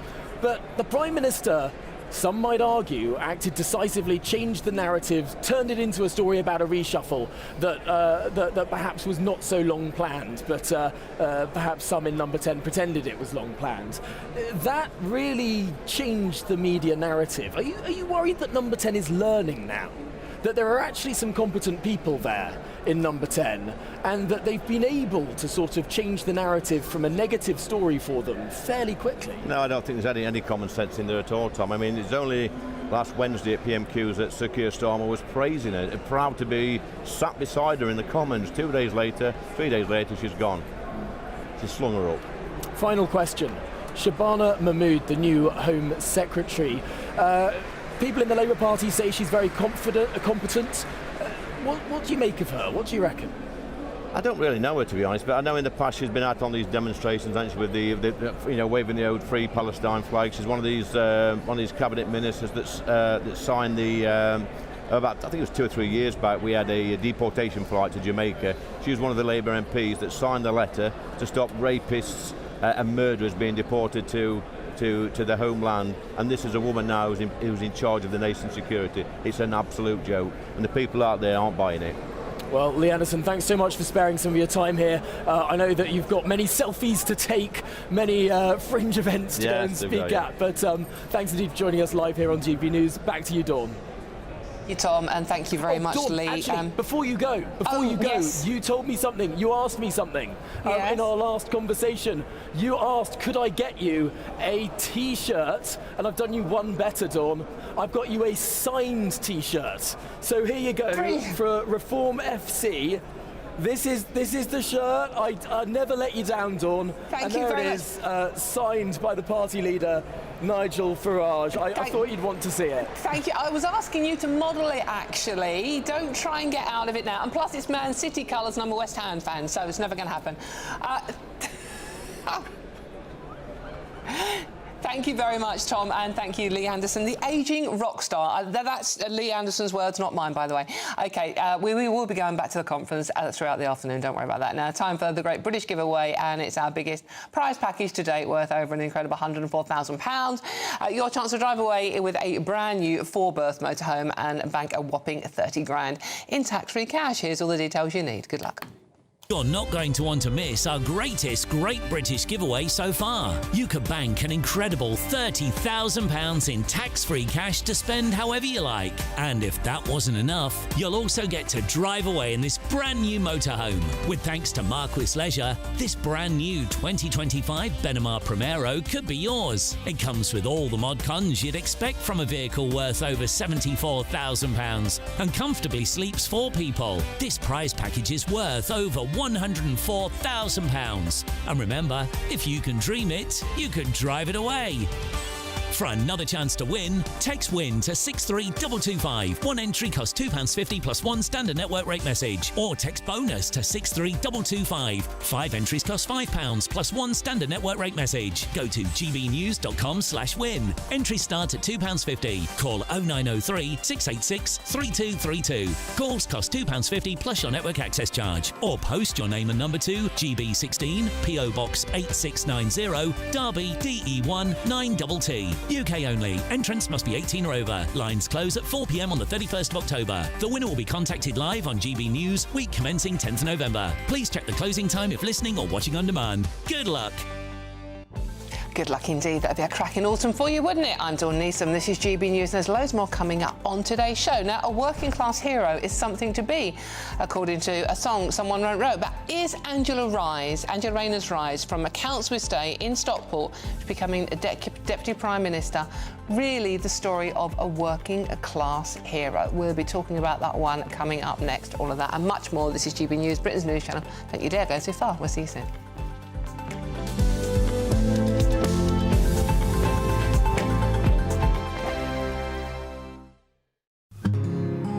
This is our country, and we think it's amazing. From high tea to the high street, we love it all. Even the rain, we like that too. There's nowhere else we'd rather be. That's why we're here to be the fearless champion of Britain, its voices and its values. Because we are GB News, the People's Channel, Britain's news channel. From the school run to the home run, watch a new show for all of Britain. So he can say whatever he wants. A straight talking show where all voices are heard. And, you know, when are we going to stop talking about smashing the gangs and actually do it? With the stories that matter from every part of our country. There's a bit of a crash landing there for your Chancellor. Bold, fearless and standing up for you. That's me, Martin Dordme, 3 p.m. till 6 p.m, weekdays, here only on GB News. The People's Channel, Britain's news channel. Westminster's full of talk, but out here, it's the real world. Am I allowed to talk then? No, that's it. This is where it matters, real people and real lives. That's what politics is all about. The fact that Trump made a good start, no. Straight answers, no spin, and just a couple of pints. How many fingers have I got up? About 10. So join me for Lee Anderson's Real World every Friday at 7 p.m, only on GB News. The People's Channel, Britain's news channel. You want to know what's really going on in the corridors of power. Labour don't know what to do with you half the time, and that makes you quite lethal in the chamber. Get behind the headlines with Chopper's Political Podcast. Join me, Christopher Hope, as I sit down with the great and the good of British politics. We'll see where this ruling takes us. These are the stories shaping our nation. Chopper's Political Podcast, available now on all platforms. Listen in and stay ahead. Hi, I'm Michelle Dewberry, and my show is your opportunity to cut through all the noise and dive in headfirst to some robust debates. Ideas clash. Situation, no, isn't it? No, because the failure is you're deliberately avoiding my point. Nothing's held back. And if you think this is the end of it, wait for more. And we do not shy away from the difficult stuff. Sometimes I want to shake people and say, if only you understood. So join me on Jubes & Co. weeknights at 6 p.m, only on GB News, Britain's news channel. Exciting news. Every Friday, my Patrick Christie's Tonight Show is going to have a twist to it. We're welcoming some special guests. You. That's right, on Fridays I'm going to be doing my show in front of a live studio audience because this show is about you and what you have to say. It's going to be the same big debates, same big topics, same big opinions. But every Friday night at 9 p.m, you are invited to come on down to Patrick Christie's Tonight to be a part of the action. Only on GB News, the People's Channel, Britain's news channel.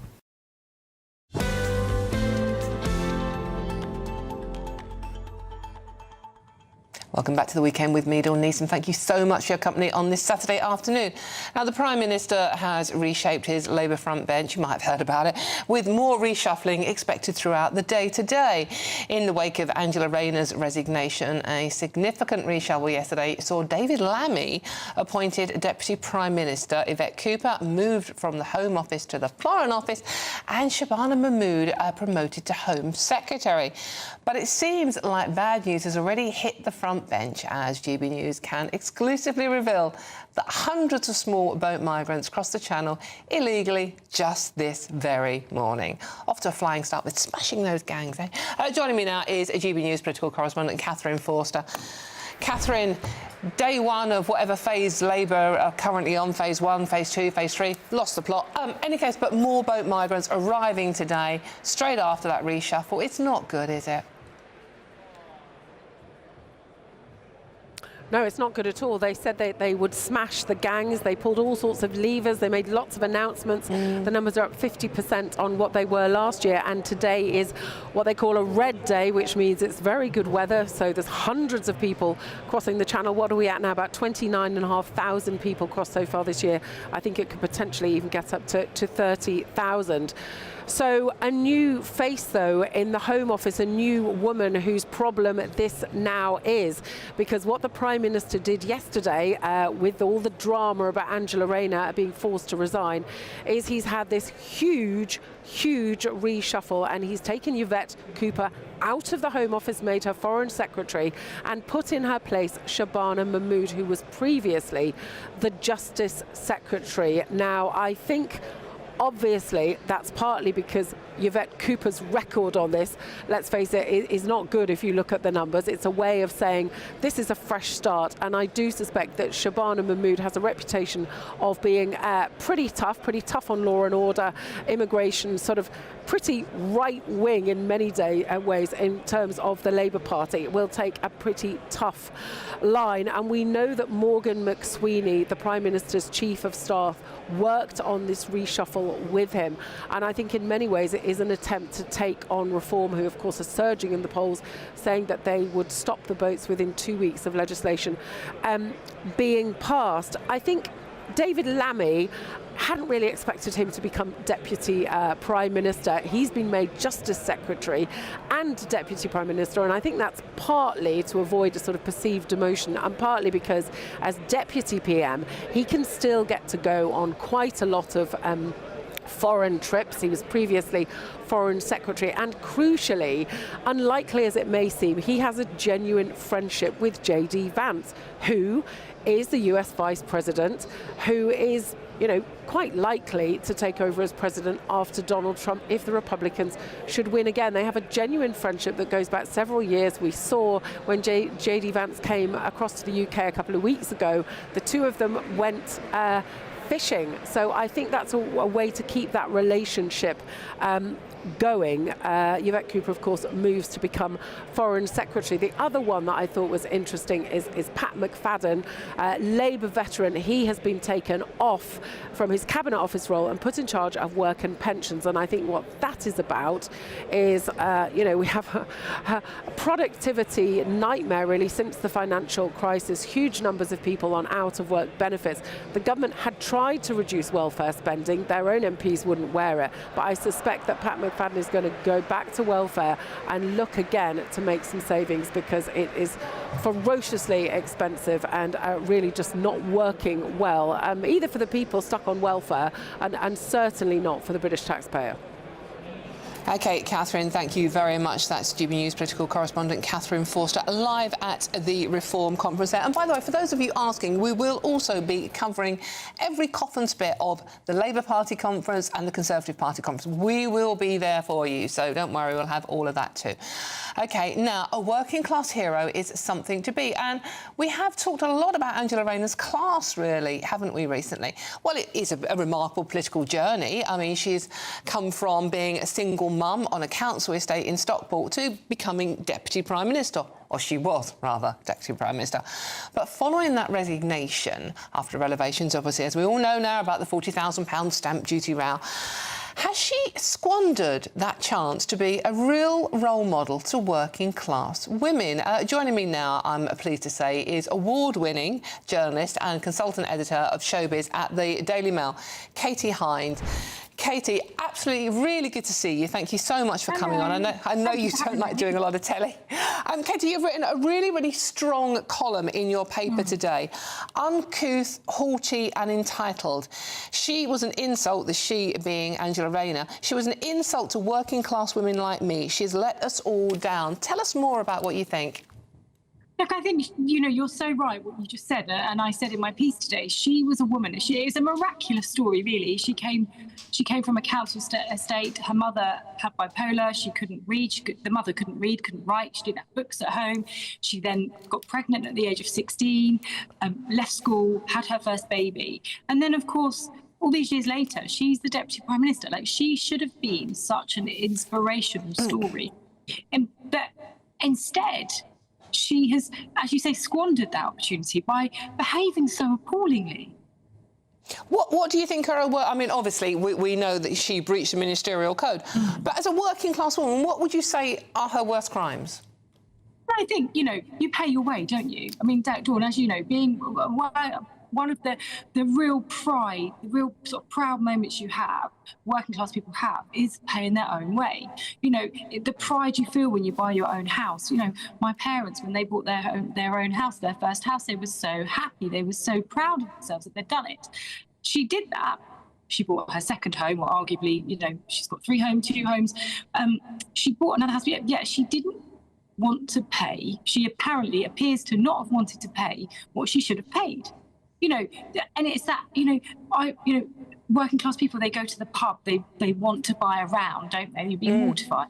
Didn't buy a round. You don't want people to think you're a skimpy. You don't want people to think that you're tight. And then, of course, there's her appearance and the lack of respect. I mean, who turns up in Downing Street when you're in the middle of the storm she's been in this week with a pair of stupid sunglasses? You just don't do that, do you? I mean, I know you, obviously, Katie, you and I used to work together, so I know that you and I, if we were in that situation, would certainly turn up in our best suits. You do, don't you? Well, exactly. So, I mean, I appreciate that point. This other point that you make here, the real working class culture, not the lazy welfare dependence that so many of Miss Rayner's colleagues seem to know, was drilled into you from a young age. You've got to graft. My family said this to me. You've got to buckle down so you can pay your own bills and have some self-respect. Angela Rayner had a golden opportunity to set a brilliant example to young girls up and down this country, and instead, I agree with you. I agree with your column. I do feel like she has let working class women down. I know, and it's this. She's so. I mean, the word uncouth sounds so snobby, doesn't it? It sounds so sneery, and I did think twice about using it, but I think uncouth is what she is.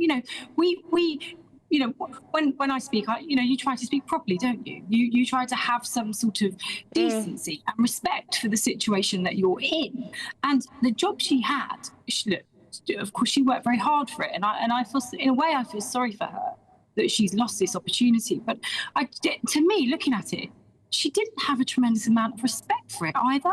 Whereas, can you imagine sitting in that cabinet room, Dawn, and thinking, oh my goodness, like, I'm here. Like, how am I here? Oh my God, I can't believe it. I have the utmost respect for this system and this room I'm in and these people that I'm around. And actually, I think instead she's let her colleagues down as well as the country. You know, she was the Deputy Prime Minister of our country, which is a huge privilege to have, isn't it? But, you know, instead, you know, I mean, look, her views on the Tories, of course, I wouldn't expect anything different from her. You know, her comments she made about the scum.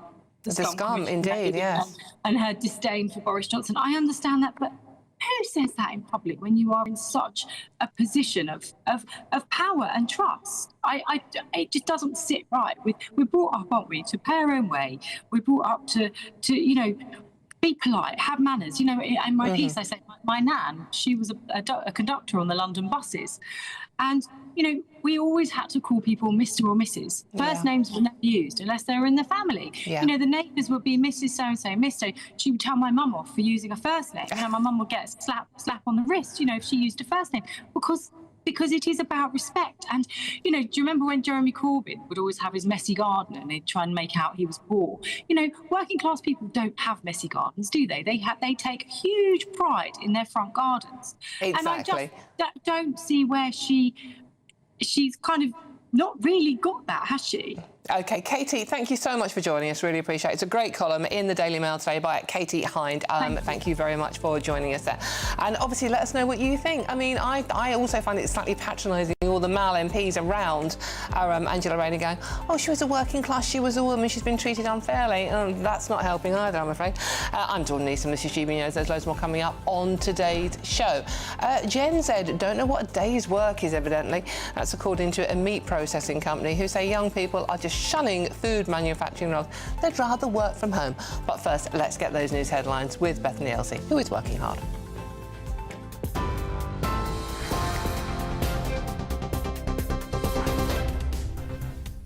Good afternoon. The headlines from the GB newsroom. Sir Keir Starmer is expected to make further changes to government on top of yesterday's major cabinet reshuffle following Angela Rayner's resignation.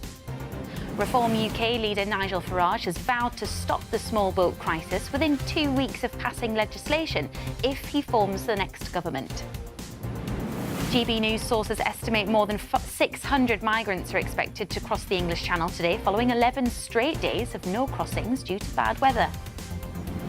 And Israeli officials are urging all residents of Gaza City to evacuate to a humanitarian zone in the south as it prepares to expand its operation. Around 100 firefighters are still tackling a blaze at the BBC's former headquarters in West London. Those are the headlines for now. More for you at the top of the hour. Take the GB News family with you on any device. As long as you have an internet connection, tune into GB News anywhere on the planet or beyond.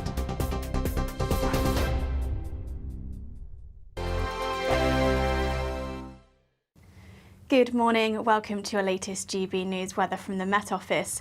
It's going to be a dry start to the weekend for many of us, but those winds are going to be increasing and perhaps feeling a little bit warmer as we go towards Sunday too. Low pressure waiting in the wings out towards the west of the UK, but it's that squeeze in the isobars across the country. That's why we'll see those winds increasing as we go into Sunday. But for most of us on Saturday, there'll be plenty of sunshine on offer. Perhaps a bit of showery rain across parts of Northern Ireland, northern and western parts of Scotland too. But for much of England and Wales, a very pleasant start to the weekend, albeit increasingly windy as we head through the afternoon. Feeling pleasantly warm in that sunshine where you do catch it. Highs of 22, 23, perhaps 24 degrees across the southeast. They're feeling a little fresher across the north where it's staying that little bit cloudier. As we then look ahead to Saturday evening, generally staying dry for most places as we go through the evening period. Some late sunshine on offer, some late hazy sunshine on offer for parts of Scotland. Generally a little cloudier across parts of Northern Ireland. Some outbreaks of showery rain are possible. But for much of England and Wales, it's a similar picture to Scotland. Plenty of late hazy sunshine on offer, away from the very far southwest of England where we start to see some cloud building as we go through Saturday evening. Generally staying dry for much of England and Wales through Saturday night and into the early hours of Sunday morning. But for Northern Ireland and Scotland, we start to see some outbreaks of showery rain pushing in from the west, and this making its way into the far southwest of England too. Those winds continue to increase overnight, and that will mean those temperatures stay really quite mild for most of us, perhaps even into the mid, maybe even locally high teens for some. So quite a muggy night to come and quite a mild start to the day on Sunday. Again, in much of England and Wales seeing plenty of dry and bright weather to start the morning. Again, some hazy sunshine on offer, but further west, plenty of outbreaks of showery, heavy rain pushing their way northwards as we go through the afternoon. It's going to feel quite a bit milder than it's felt recently and quite humid in places, with highs of 26 or perhaps even 27 degrees. At GB News, we love to hear from you, our loyal community. So drop us a line at gbnews.com/yoursay. There you can talk to each other and also to the presenters live on air. gbnews.com/yoursay, because GB News is your channel, Britain's news channel. Join me, Nana Okoye, for an informative, interactive news programme with a difference. It's fun. No, you didn't say that, Dave. I'm so surprised. I think there's an element of truth to that. Join me from 3 p.m. every weekend, only on GB News, Britain's news channel. In the GB Newsroom, we bring you the news as it happens. With our team of dedicated journalists across the UK, we're ready to keep you up to date with what's happening every half an hour, every single day. Bulletins here on GB News, the People's Channel, Britain's news channel.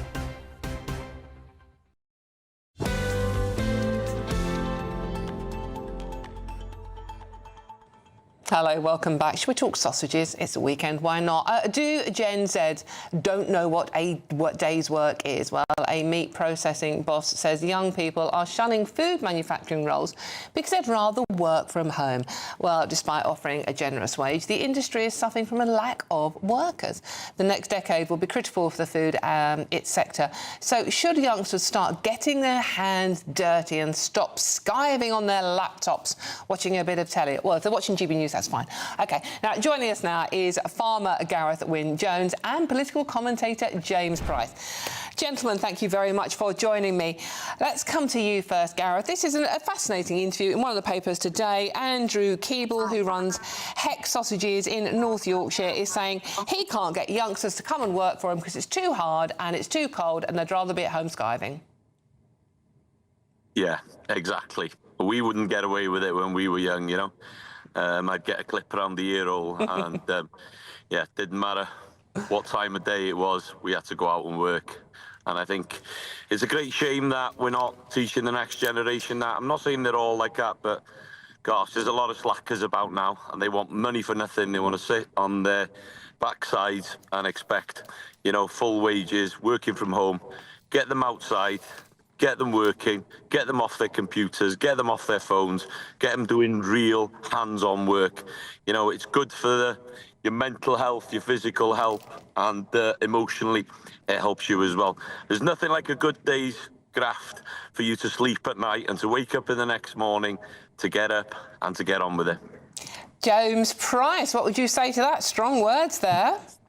Absolutely. It sounds like a very idyllic way of living, although in that same article, the chap in question didn't exactly paint a wonderful picture. He admitted that it's hard, it's cold, it can be miserable and all the rest of it. And so at some level, you can understand why people would want to seek alternative forms of work. For hundreds of years now, since the Industrial Revolution, people have been moving from first back-breaking work in the fields on farms into factories and then into offices, and now we're seeing a hybrid working from home model as well, and that goes hand in hand with technological change. So I think in that same article talking about this as well, the person was saying he's having to automate more of the process. Well, Britain is one of the least automated countries in the developed world already, and we'll start seeing more and more of this automation coming on, which means that people are freed up to do other work. I completely agree that we shouldn't be giving these people money for nothing, and I can't help but think that the massively bloated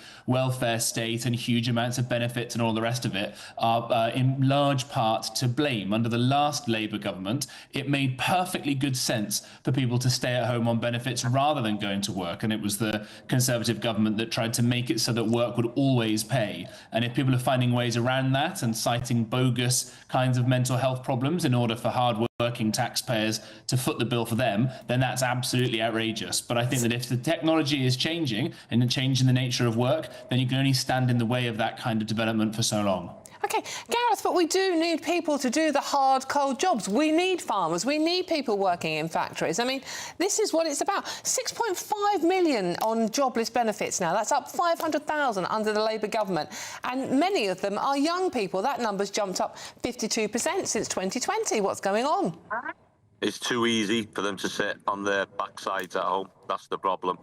And, you know, it's people like us that are working 7 days a week, 365 days, you know, to pay taxes. Yeah, high-end taxes, 40% of the money I earn. So every £100 I earn, I pay £40 into the tax system. And that hurts, I'll be honest with you, because I'm working 7 days a week, running different businesses and you know, trying to push as much as I can. I'm 58, I'm not getting any younger, but I really enjoy a hard day's work. I can come home then, have a glass of wine, jump to bed with a wife, get up the next morning and think about what's going on. And honestly, you know, when we were kids, all my mates had paper rounds or they would help the window cleaner. They'd be on the farm lifting bales, getting a bit of pocket money.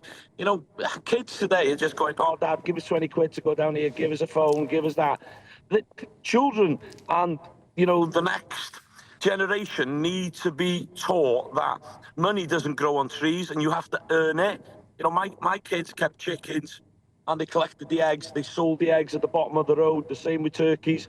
You know, so they had a bit of cash for themselves over Christmas. They understand what earning means. And I think that's really important for people to, you know, start to educate their children about not giving money for nothing. OK, James, I mean, graduate jobs are going down, 33% fall versus last year. So there aren't enough graduate jobs to go round, but there are lots of vacancies in the hard, tough, physical industries. Yes, working in factories. So why aren't people doing it? It's a good question. When I cut my teeth, my first job, I was 5 years old and I worked for my old man's balloon decoration business. And I worked in his factory as well. And I worked in the tills and Tesco. So I get it as well. It's very important that we do this. And there's probably been too much mollycoddling of children as the rise of smartphones and helicopter parents who are worried about their little kids going out and getting scraped knees and all the rest of it.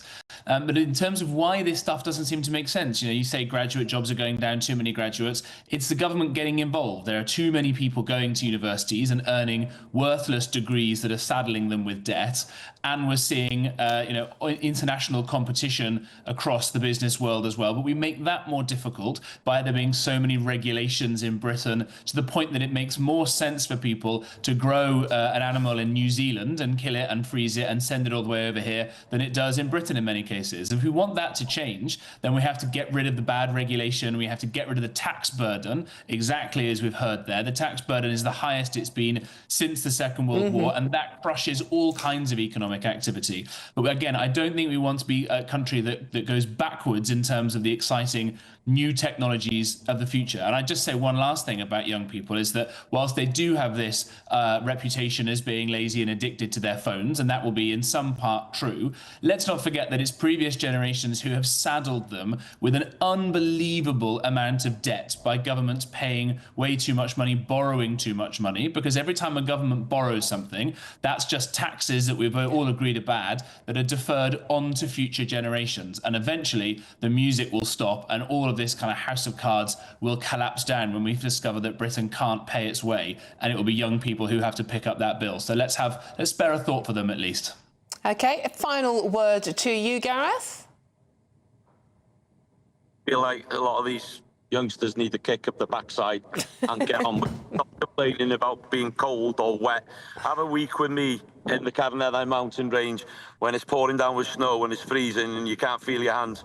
That's what they need, you know, and that's how I was taught, and I think it's been a great great foundation for me, you know, to develop my businesses, because hard work never killed anybody. Okay.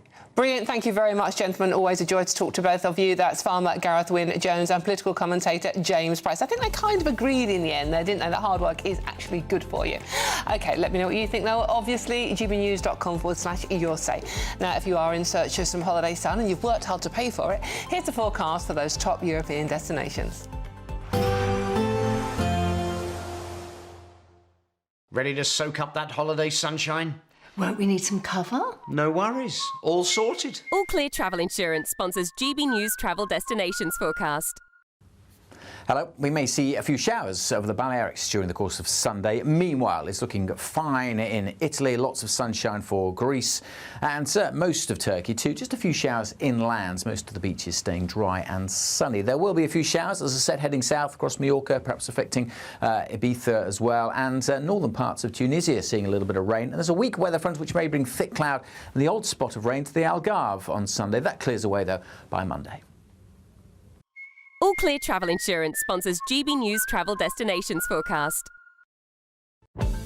Quite fancy a bit of Ibiza, personally. And in case I'm Dawn Neeson, this is GB News. Loads more coming up on today's show. It's last orders for regulars as the great British pub culture is rapidly dying out. Oh, my God.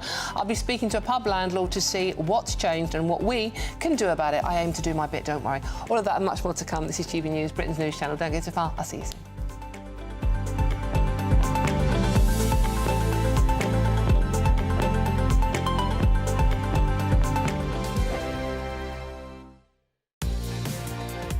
Mornings don't have to be tiresome, especially if you have the right company. Wake up to news as it happens, opinion and debate, and of course, a little bit of entertainment too. Because when the kettle's on, we're on.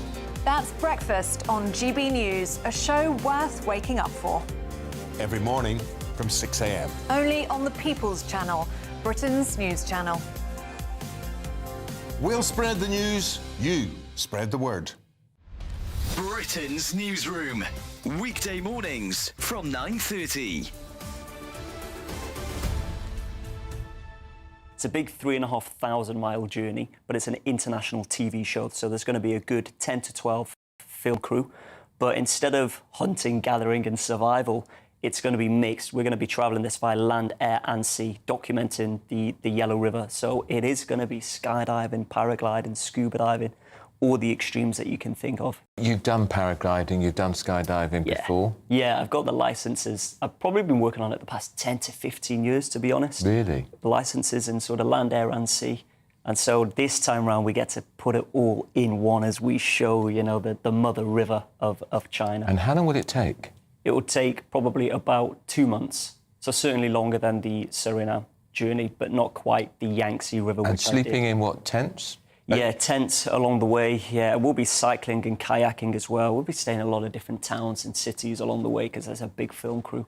So it's probably more luxurious than your survival in the Amazon, but certainly different kind of challenges. And am I right in thinking you've got engaged since your last trip? Yes. And how does your beautiful Mrs.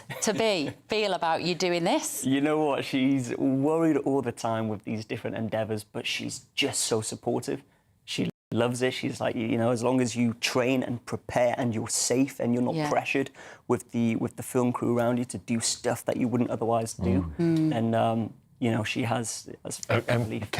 Are you allowed to keep in touch, or is it? Yeah. You are. Yeah. So I'm looking to actually drop, like on Instagram and the rest of the social medias, a post every day. From source to sea, from day one all the way to the very end. I was following you on Instagram and I was thinking, how is he able to do this from the middle of nowhere? Sometimes you can't get Wi-Fi in North Devon. GB News, the People's Channel. Welcome back to Britain's Newsroom with Andrew and Beth. Hello everyone, Patrick Christie is here. I'm Michelle Chu, Britain's news channel. Access the stories that matter to you. Take the GB News family with you on any device. And as long as you have an internet connection, tune in to GB News, anywhere on the planet or beyond. GB News, the People's Channel, Britain's news channel.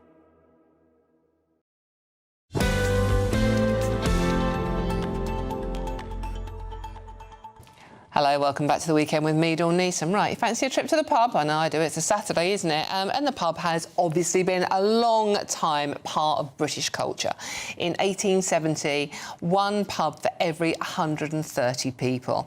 Fast forward to today, that number has sunk to below 45,000, about one pub for every 1,000 people. This comes as the pub regular is at risk of dying out, as Brits can no longer afford to prop up the bar. Very sad times ahead, and if we carry on at the rate of closure at the moment, there will be no pubs left in the country by 2050. I find that personally very sad. Joining me now is pub landlord Kate Stewart. Kate, good to see you. Is you a landlord or landlady? Good to see you. Now, I can tell from the fact you've got rollers in that you're in Liverpool, aren't you? What's the name of your pub, lovely? It's the Sandon Complex in Liverpool, right next to Liverpool's football ground. Marvellous. Oh, you must be doing a roaring trade then. OK, so what is the problem with pubs at the moment? Why are we not going to them, and what can we do about it? The thing is, we're facing massive economical pressure. This year alone, I mean, the industry's paying an extra £3.4 billion, and that's due to wage increases, national insurance hikes, business rates. The pressure is on and is against us. 5 pubs close every single day in the United Kingdom, and that is going to jump to 10 unless something is done. People's drinking habits are changing. The young generation don't want to go and sit in the traditional pub. They want something more like bowling, darts. They want to be entertained while they're drinking. If there isn't an intervention, as you said, by 2050, the last store could close in the United Kingdom. And it's not just about pints. It's about our culture. It's about our history. It's about coming together and the community spirit that pubs bring up and down this country. Kate, I think that's such an important point. One of the best jobs I ever had was a barmaid, by the way.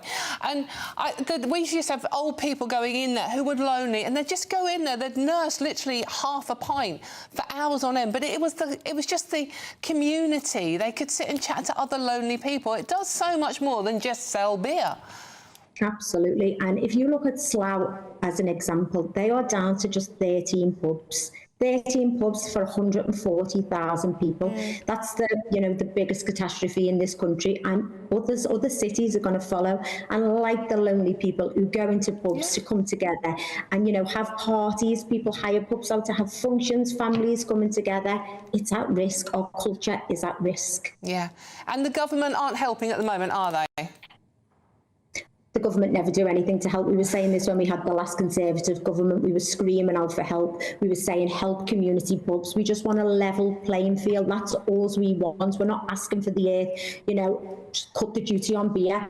Drinking hasn't gone down because supermarket sales are up massively. Yeah. People are drinking at home because they can't afford to go to the pub. Kate, we've run out of time. Thank you very much. What's the name of your pub again, quickly?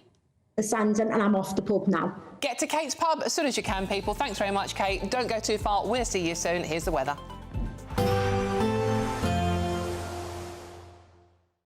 Today, clouds overhead. Total zen within. Box Solar sponsors the weather on GB News. Good afternoon. Welcome to your latest GB News weather from the Met Office. So there's been plenty of sunny spells around for many of us through much of today. But those winds are going to be increasing as we head through the rest of this evening and turning quite a bit warmer than it's felt recently. We've got low pressure situated out to the west of the UK, high pressure out towards the east, and the squeeze in the isobars between those two systems is what will strengthen those winds as we head through this evening. For many of us, though, plenty of clear spells as we head through Saturday evening and into the early hours of Sunday morning. Bit cloudier across parts of Northern Ireland, western parts of Scotland. Some outbreaks of showery rain pushing up from the south, so turning quite a bit wetter here. And those winds really strengthening across the whole of the UK, but in particular across the west. And that means quite a mild night to come for many of us. Temperatures perhaps holding up into the mid, maybe locally high teens. So a mild and muggy start to the day on Sunday. Across the southeast of the country, though, quite a bright start, some sunshine to start the day. But across the southwest, those outbreaks of showery rain arriving quite early in the morning, and across parts of Northern Ireland we'll still see quite a cloudy and damp start to the day. Western parts of Scotland also seeing some outbreaks of showery rain, but eastern parts of Scotland, northeastern parts of England will see some brighter spells to start on Sunday morning. As we then go through the rest of the morning and through into Sunday afternoon, those outbreaks of showery rain continue to push their way northwards, perhaps turning heavy at times, not completely ruling out the odd rumble of thunder too, particularly across the southwest first on Sunday morning. The southeast faring better across in terms of any drier or brighter weather, and it's going to feel really quite mild and quite muggy compared to what we've seen recently, highs of 25, 26, perhaps even 27 degrees. Then through Sunday evening, that showery rain continues to push its way northwards, turning drier across the southeast, some clear spells developing here through Sunday evening. And then it's going to remain quite changeable as we head through much of next week, Monday, Tuesday, Wednesday, seeing some showers, some longer spells of rain, but those temperatures returning much closer to average, so feeling fresher than Sunday.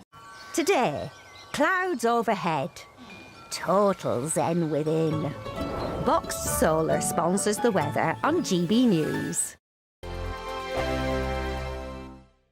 This is your chance to win a motorhome and cash in our biggest giveaway to date. Courtesy of Marquis Leisure, you could be the proud owner of this 2025 Benamar Primero. It comfortably accommodates 4 people and can be driven on your standard driving licence. Plus, you'll also bank an incredible £30,000 in tax-free cash to spend on anything you like. Make sure you don't miss out. For another chance to win, text WIN to 63225. One entry costs £2.50 plus one standard network rate message, or text BONUS to 63225. 5 entries cost £5 plus one standard network rate message. Go to gbnews.com/win. Entries start at £2.50. Call 0903 686 3232. Calls cost £2.50 plus your network access charge. Or post your name and number to GB16 PO Box 8690 Derby DE1 9TT. UK only. Entrance must be 18 or over. Lines close at 4 p.m. on the 31st of October. Please check the closing time if listening or watching on demand. Good luck.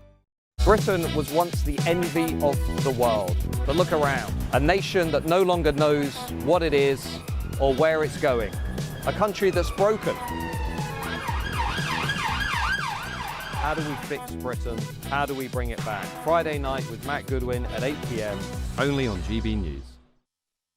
You want to know what's really going on in the corridors of power? Labour don't know what to do with you half the time, and that makes you quite lethal in the chamber. Get behind the headlines with Chopper's Political Podcast. Join me, Christopher Hope, as I sit down with the great and the good of British politics. We'll see where this ruling takes us. These are the stories shaping our nation. Chopper's Political Podcast, available now on all platforms. Listen in and stay ahead.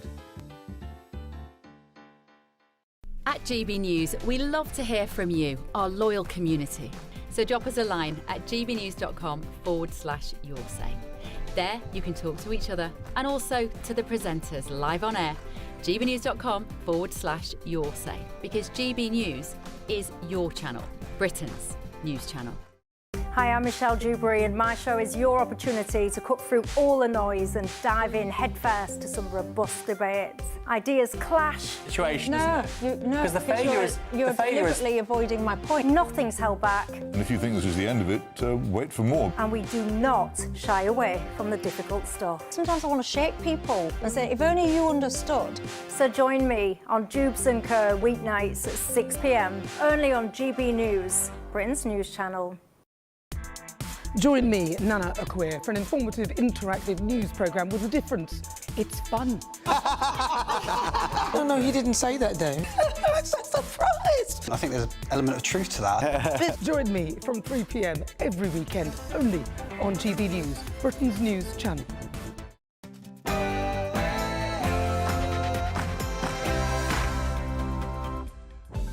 Good afternoon, it's 2 o'clock on Saturday, the 6th of September, and this is the weekend on GB News. Thank you so much for your company. I'm loving chatting to you this afternoon.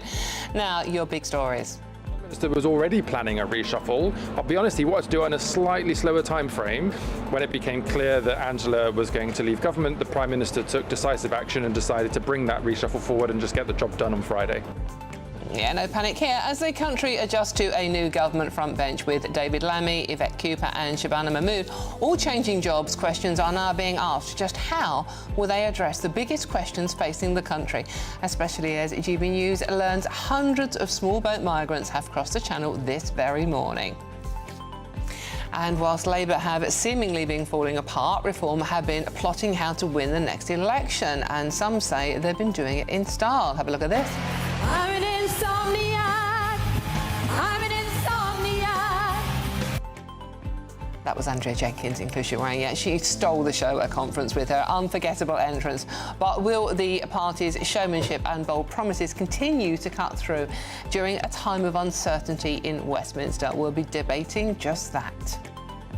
And in sport, we'll be getting all the latest news in the world of sport as England face Andorra later today at Wembley. And former Spurs chairman Daniel Levy is said to be heartbroken as details emerge of new investment for Tottenham.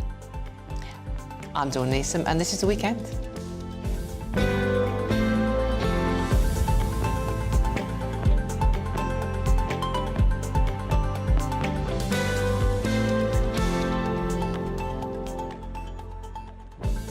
So thank you very much for your company this afternoon. Always appreciate it. Well, the highlight of my show is talking to you, and now the message board, which was playing up, to be fair, is working. So get those messages coming in at gbnews.com/your say about all we're talking about and about anything you want to chat about. It is the weekend. It is time to chill and join in the conversation. Let's have a nice chat, shall we?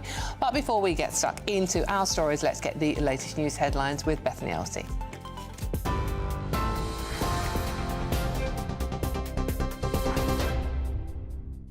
Thank you, Dawn. Good afternoon. I'm Bethany Elsey with your top stories from the GB newsroom. Sir Keir Starmer has conducted a major cabinet reshuffle in an effort to restore order after Angela Rayner resigned as Deputy Prime Minister over her tax affairs. David Lammy is her replacement, and he's also been appointed Justice Secretary. Shabana Mahmood is the new Home Secretary, and Yvette Cooper has joined the Foreign Office. Further changes will be made to the government today with a shake-up of junior ministers. Chief Secretary to the Prime Minister, Darren Jones, told GB News this was all part of the plan. This is the second chapter of the Labour government. The first chapter, the first year, being a new government coming in, getting a grip with the crises, putting out the fires that we'd inherited from the Conservatives. And now we're on to chapter 2, where we get to really start to drive delivery of the promises of change that we made to the public at the last election. Come off it. It's a panicked reshuffle in response to Angela Rayner's resignation, right? Be honest with us. I'm being honest with you, it's not, because the Prime Minister was already planning a reshuffle. I'll be honest, he wanted to do it on a slightly slower time frame. When it became clear that Angela was going to leave government, the Prime Minister took decisive action and decided to bring that reshuffle forward and just get the job done on Friday. The leader of Reform UK has vowed to put an end to the small boat crisis within 2 weeks if he gains the next government. At the party conference yesterday, Nigel Farage accused the government of being deep in crisis and told supporters to prepare for an early election in 2 years. He sat down with GB News political correspondent Catherine Forster. I'm looking at the Australian example. Australia grappled with this for years. The boats coming from Indonesia, they tried all sorts of things. They tried offshore processing. They tried to pass various pieces of legislation, and frankly, none of it worked. Until suddenly, in 2012, the Prime Minister of Australia said, "I've had enough."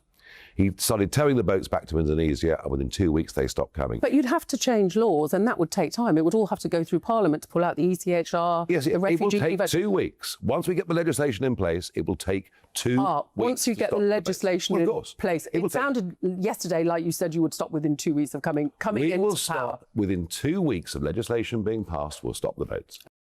Meanwhile, GB News sources estimate more than 600 migrants are expected to cross the English Channel today. It follows 11 straight days of no crossings due to bad weather. Provisional figures take the number of migrants who've arrived in the UK illegally this year to more than 29,000.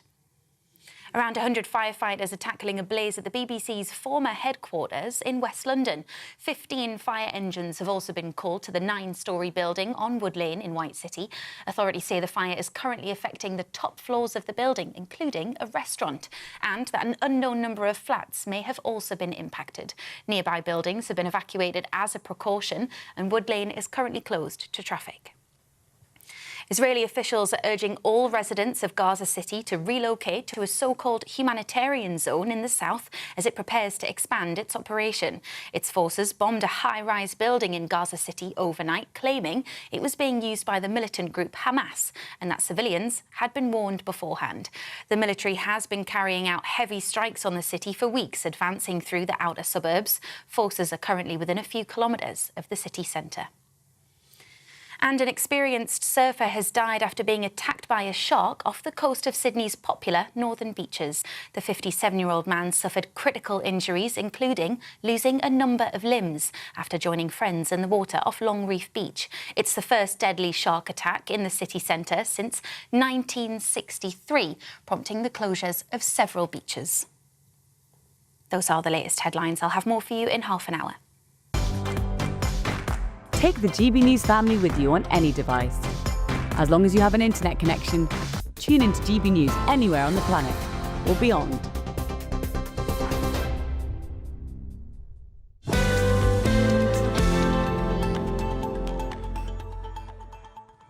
Thank you very much, Bethany. Now, lots of you are getting in touch about the debate we were having about lazy youngsters not wanting to do actually any hard physical graft.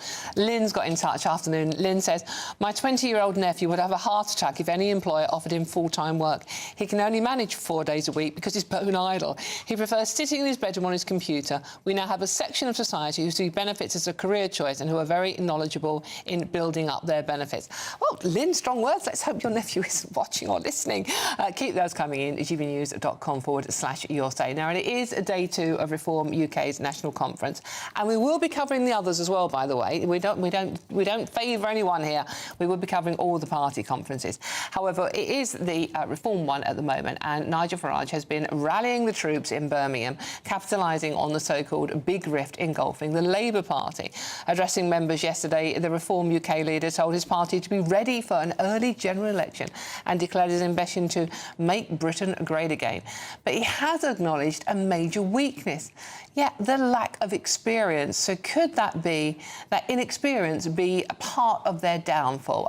Joining us now is GB News political correspondent, political editor even, Christopher Hope. Christopher, busy couple of days for you. It was an interesting comment earlier on from Nigel Farage about the lack of experience so far in the Reform ranks. Yeah, it's something that he recognises. And hello, Dawn, welcome to Birmingham. But I come from, obviously, Downing Street early today for the reshuffle. That's ongoing. The ministerial reshuffle is now started.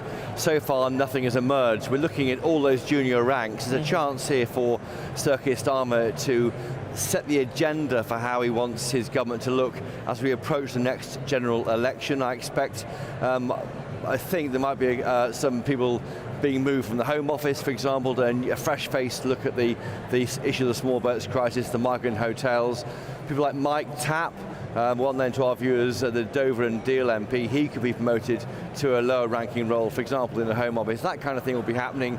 And I think Sir Keir Starmer says he wants to govern for 10 years. So he wants to see who can he bring forward. Yesterday in the reshuffle, essentially 3 people left the cabinet. Of course, we know who, not Angela Rayner, but also Lucy Powell, the leader of the House of Commons, and also Ian Murray, the Scottish Secretary. So essentially people moved around in those roles, the same team broadly, but in different roles. And I think he's going to use this junior reshuffle to bring on people who he thinks can take the party and into the next election and through it and form the government maybe 5, 6, 7 years hence at the cabinet table. But back here in Reform, yeah, Nigel Farage there, he's making very clear to us, he's making that point all week to us in America as well, that he wants to bring new people, fresh blood into government. He recognises he's got 4 MPs. If there are maybe 12 by-elections between now and the election, he'll have just 16 MPs if he wins them all. That may well not happen, of course, even for Nigel Farage. So he needs to bring in fresh blood. People we don't even know who they are yet will be forming key roles in his new government. He hasn't got any peers, for example, no members of the House of Lords to push through his agenda. He wants to try and bring in business people to run departments and then be answerable to select committees. A different way of doing things, but frankly, this party is pledging a revolution, I think, in the way we run our country if it wins the next election. I mean, it's a fair point. I mean, this was being discussed before the conference actually started, wasn't it? It's sort of like almost creating a US-style cabinet where not necessarily, excuse me, elected MPs were in the cabinet. But I mean, the Tories did it with David Cameron, didn't they? He was Lord Cameron and came in as a minister, even though he wasn't elected MP. So it's not uncharted territory. It has been done before. I think Labour have done it as well. You're right, Dawn, it can be done, but you can't really create peers like a Mooney wedding, create loads of 100 or 200 at the same time. You can swear them in batches of 2, I guess, but you can appoint them to make them peers. David Cameron, when he was made Lord Cameron of Chipping Norton, he was into office straight away. That can happen, but of course, sitting in the House of Lords, you can only swear in 2 a day, according to the way it normally works in the House of Lords. But I think he's aware, I think, of the upheaval he'll create if he wins power. The figures so far, he's leading on 35 points, Labour 20, Tories down to 17. He thinks those figures will go down, and he has told members yesterday here in Birmingham he's expecting the Labour government to collapse in 2027. To get to that point, though, he thinks there'll be a crisis, a run on the pound, an austerity budget by an unwilling Chancellor in Rachel Reeves. That will force 70 or 80 MPs, Mr Farage says, will go towards the new party being created by Jeremy Corbyn, and that could lead to, he thinks, to the collapse of the government in 2027. Maybe a 40% chance of that happening. That, of course, will be completely denied by the Labour Party. They say they've got a majority of 160 in Parliament. Why on earth will this government collapse? So I guess Nigel Farage has got to say things to keep the members here excited, and they are excited. As many as 240,000 people have joined this party now. That's far in excess of certainly the Tories and the Green Party. I think still less than the Labour Party, but I haven't got their up-to-date figures. So there's excitement here, a rock constant feel. We'll be hearing shortly from Sarah Pochin, of course. She is in all but name the Home Affairs spokesman. Of course, Nigel Farage hasn't even got a shadow cabinet yet. He hasn't given any jobs to his team to shadow. He's got a deputy leader in Richard Tice and a chief whip in Lee Anderson, but no actual ministerial portfolio to shadow.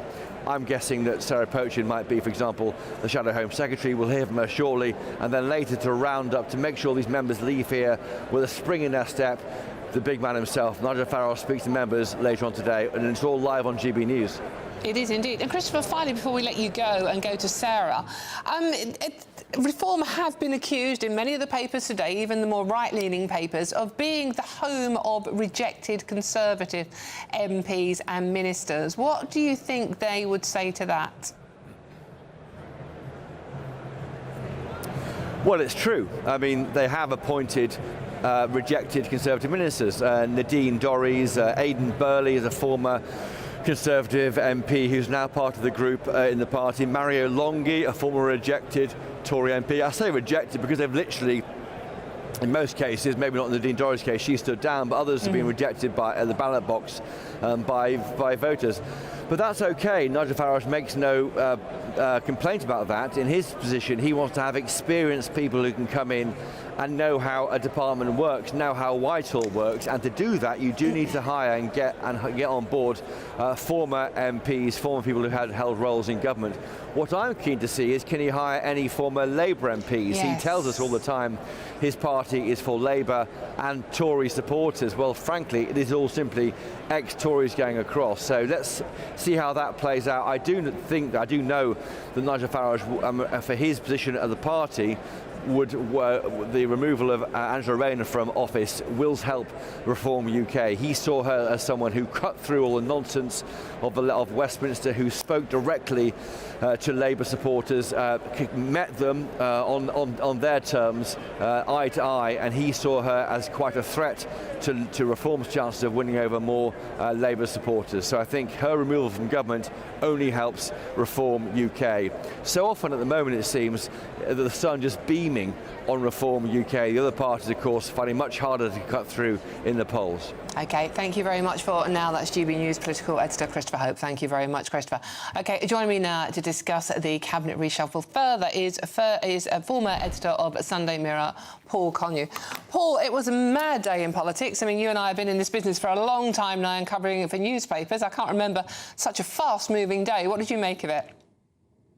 Well, it was certainly a spectacular day yesterday. It's about political drama-rama. In fact, it was certainly that.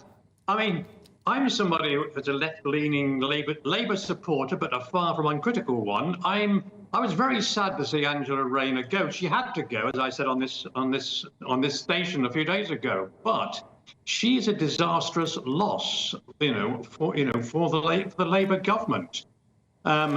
She spoke human. she had that rapport and that charisma which Sir Keir Starmer lacks, and in a sense they were the right balancing team. So what happens next is going to be fascinating. The reshuffle that followed is. I'm told that this reshuffle was probably going to happen in a few weeks' time, but it was certainly rushed forward to try to seize back the news agenda after the verdict on and the resignation, of Angela Rayner, and of course the rush into reshuffle drama by Keir Starmer to try to actually seize back the agenda. Do you think he's made some wise choices with the people he's reshuffled? That's a very good question. I think the trouble is it's probably become a bit unbalanced without Angela Rayner. In fact, it's a bit like sort of the Blairite removal band in a way, in a way. And I was an admirer of Tony Blair, apart from the fact we disagreed on Syria and Iraq. But in fact, but I do think there's now going to be quite a battle for the soul of the party, and that's going to centre, I think, on the election, for the deputy leader of the party, which of course was the other role that Angela Rayner gave up, which is a very influential one. I think that could become a struggle between, if you like, the left of the party against the right of the party, and it's possible that Keir Starmer could try to kill off that vote, or he could try to gerrymander through, someone through, most notably David Lammy, and try to say, oh well, he's the deputy prime minister, so he should be deputy leader of the party. I'm not sure the party, especially on the back benches, would be buying into that, or the membership. So I think there's going to have to be an election, and I think it could be quite a battle between left and right. Do you think, Nigel Farage at the Reform conference yesterday, said that he thinks the Labour Party will implode, and potentially in the next couple of years? They have lost. He would. Well, he would say that, wouldn't he? But they have lost Angela Rayner, who, as you say, was the darling of the left. He seems to be surrounding himself now by people that are very similar to him. That potentially there are great rifts developing. That's the point I was making, and I think that is going to manifest itself, in a contested deputy leadership election. But I think Nigel Farage has to be careful too. He's already having to row back on his boast about 2 weeks and he'll stop the boats, which was absolutely preposterous claim. I think Labour did claim something fairly preposterous when they first came in about stopping the boats, but. Yeah, well, yes, but in fact, in a sense, it's the raison d'etre in many ways, of reform. But I also think Nigel Farage has to be careful. He's sounding again. For a time, he rode back a bit on sounding too Trumpian. He's now sounding, make Britain great again. And with his Doge plans, he's sounding more and more like Donald Trump. Or Paul, what's wrong with making Britain great again? Nothing wrong with it, but it's the unfortunate sort of, if you like, adoption of a Trumpian slogan. Look, the problem is, if I were advising Nigel Farage, which I wouldn't be, of course, because although I appear in his programme sometimes, I don't come from the Reform camp. But if I were advising him, I would say tone down sounding too Trumpian. Because paradoxically, although Reform is well ahead in the polls, the British public, the polls show, can't stand Trump. And I think if he has an Achilles heel at the moment, and it is, if he does sound and increasingly sounds near an election, whenever it actually happens, sounding too Trumpian, I think it could backfire. It'll be interesting to see how he and also Starmer handle the state visit, which is only September the 17th to the 19th. It's coming up. How do they respond to the protests? Okay. How are they policed?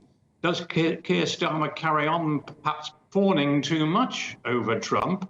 And do you think he should... similarly, will Nigel Farage, in fact, Paul, be overly Trump praising? Paul, I mean, it seems to be working. 1 in 3 people in this country would vote for reform at the moment. So the Trump style of Nigel Farage does seem to be working. But coming back to Labour, do you think Keir Starmer is the right person to be leading that party at the moment, or should he have reshuffled himself? No, he can hardly reshuffle himself at this stage. I didn't vote for Keir Starmer. Not many people did. Well, as a party member at the time, but I don't. But it's a strange situation because he's done pretty well on the international stage while struggling on the domestic stage. Paul, it's always a joy talking, but we have to go back to reform because Sarah Pochin is about to talk. That's Paul Connew, and we are now going live back to Birmingham for Sarah Pochin's speech.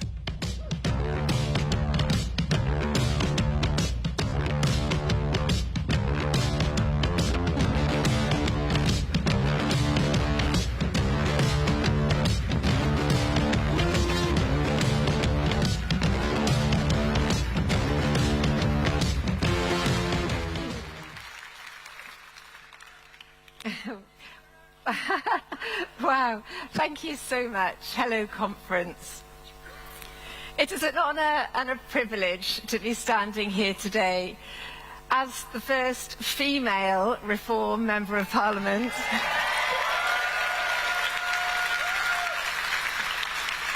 It's also an honour and a privilege to now be in a position where I can iron Lee Anderson's shirts. He makes such a hash of it. I walked past his office. I said, give me the iron, Lee. He was just hopeless. So, and sleeves first, everybody out there. There's a big national debate going on now.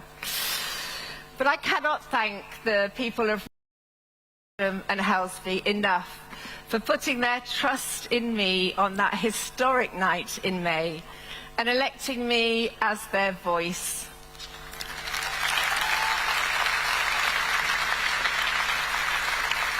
Someone who will stand up for those that have been so ignored by Labour, by the Tories for years. And in 4 short months, I hope that I've done more to put Runcorn and Helsby on the map than any Labour politician has ever done in their previously unbroken reign. My constituents will always be my priority. And in return, I would quite like a 6,000 vote majority next time, not a mere 6. That was a bit close. Although it made for some good headlines, and so many people come up to me and tell me that those 6 votes were their doing, including Nigel, by the way. Nigel was the last one in from door knocking that day, and he tells me that he won that election with the 6 votes. But more by-elections will come before the next general election, and we will win each and every one of them.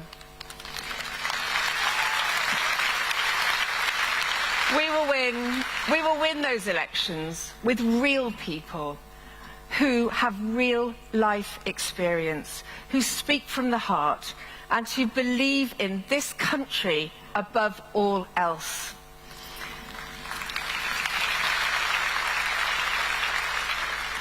Before becoming the Member of Parliament for Runcorn and Helsby, I had a career in business, something that the Labour front bench can't claim. I was an elected borough councillor and I was a magistrate. I've been married for 30 years and I'm a mother of 2 gorgeous grown-up boys. My life has been turned upside down, changed beyond all recognition, as you can imagine, in the last 4 months. And with that recognition comes risk. The Reform politicians say things that other politicians are not brave enough to say. And with that risk comes security, which I now need, which is weird. Although my Chief of Staff does tell me life would be a lot simpler on the security front if I just walked around everywhere head to toe in a burqa. Sorry.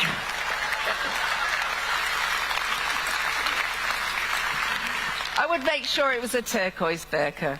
You can get them, you know, on Amazon. I checked. I did actually want to walk on in one, but Richard Tice said no. He's very sensible. But this life experience has given me, I hope, the insight and the compassion a good politician needs to understand the things that honest, hard-working people really care about.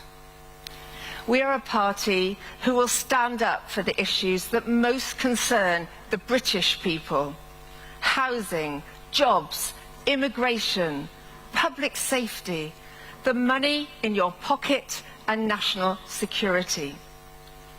Unlike this government and the last, when we are in government, we will put the interests of the British people ahead of foreign nationals and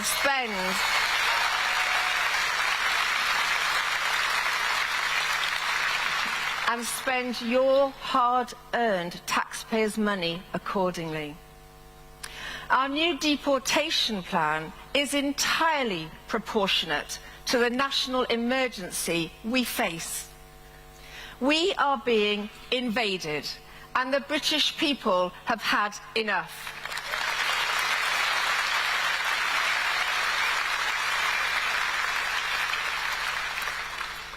Only reform has the stomach to take radical, uncompromising action, because we care about the British people and what is happening to our country and our culture.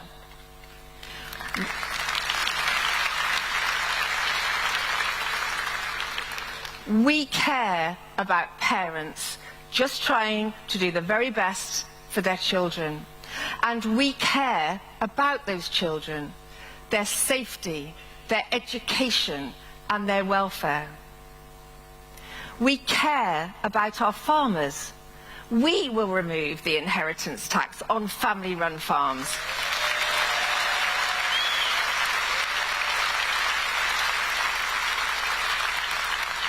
That tax that threatens the very future of our farming community. Today we are launching Farmers for Reform, and there are people outside in the village with turquoise clipboards that will take your details if you're interested in that. But we're launching some interest groups today, and Farmers for Reform is one of them. But we care also about our veterans. We will not let them be prosecuted for simply following orders.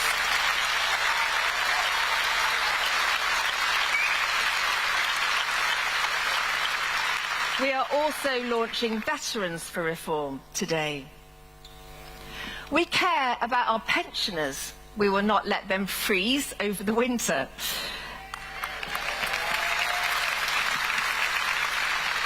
We care about nature and the environment, but at the same time, we will ensure our own energy security by using our own oil, gas and coal to feed the supply chain,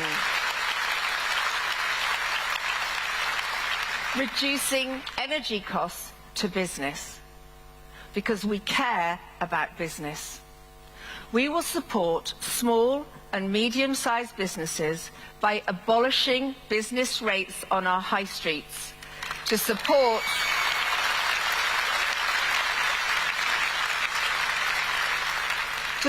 the regeneration of our town centres.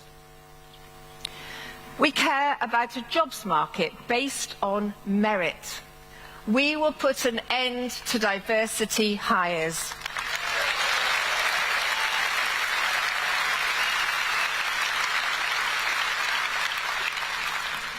The promotion of individuals because of their collective identity or background is an unacceptable incursion on freedom and meritocracy.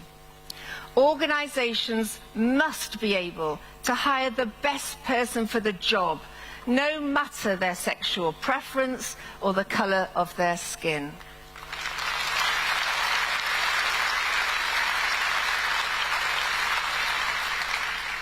We care about protecting free speech, but this government is hell-bent on suppressing it. The new Online Safety Act does nothing to protect our children, as the name suggests. It is designed to stop you and me from speaking out. This government is more interested in policing our speech than our borders.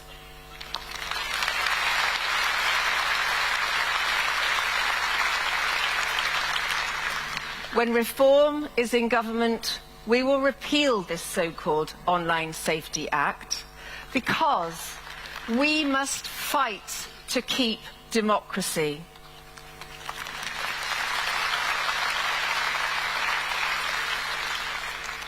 Governments are here to serve the liberties of the people, not restrict them. And what of this government's latest Islamophobia definition?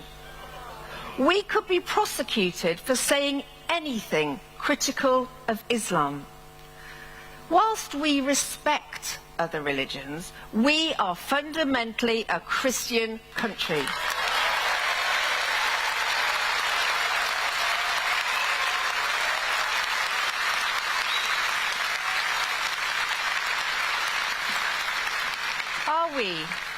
Are we going to find ourselves arrested and thrown into jail by this new elite police force that this government has set up to monitor our speech, our debate, our views?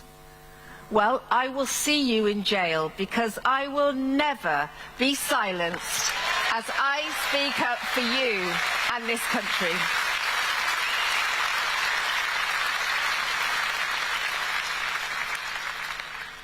We care about the safety of women and girls. I constantly speak out on this issue and highlight the disproportionate but very real threat faced by us from the invasion of illegal migrants, many of whom hold medieval attitudes towards women and girls.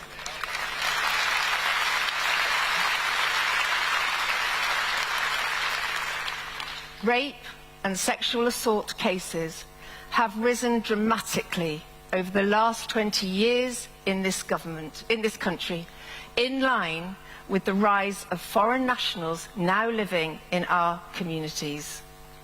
Women and girls, often very young girls, are being targeted. And however inconvenient that might be for the left to accept, the reality is that it is happening in our communities up and down this country. Let us not pretend we are facing anything other than a national security crisis.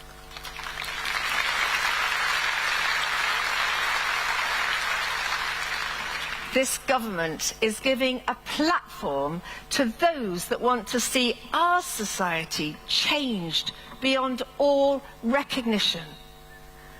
This summer has seen protests up and down the country. Many of those protesting are mothers frightened for the safety of their daughters. Well, the British people are slow to anger, but we have been ignored for too long. And a government that defies the will of its people is a government that will fall.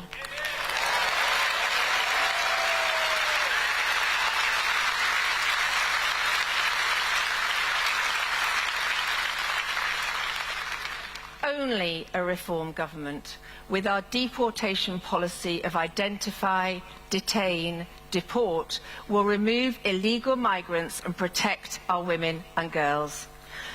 I will continue to be a champion for women's safety. Every woman has the right to feel safe at home, at work, and on our streets.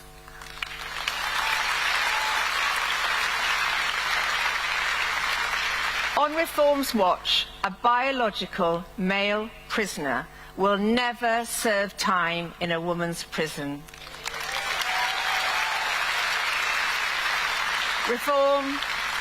Reform will never sanction biological males inhabiting women's spaces, and reform will not allow the early release of domestic violence perpetrators.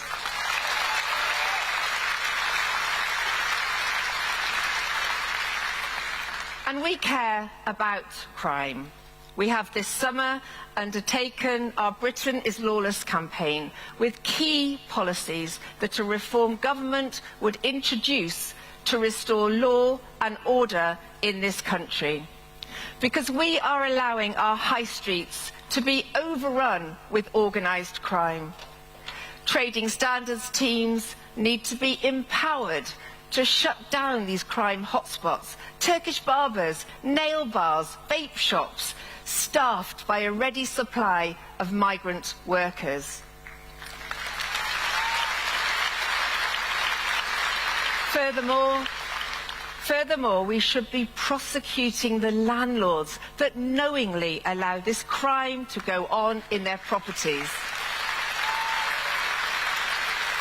After 20 years, I would like to now turn to the courts. After 20 years working in the courts, I speak with experience about the urgent reforms that our judicial system needs to restore the trust of the British people. Our judiciary is now far too powerful, with the ability to actively work to their own agenda, undermining attempts to remove those arriving here illegally, or indeed override the legitimate concerns of local people, as we saw in the recent Epping ruling.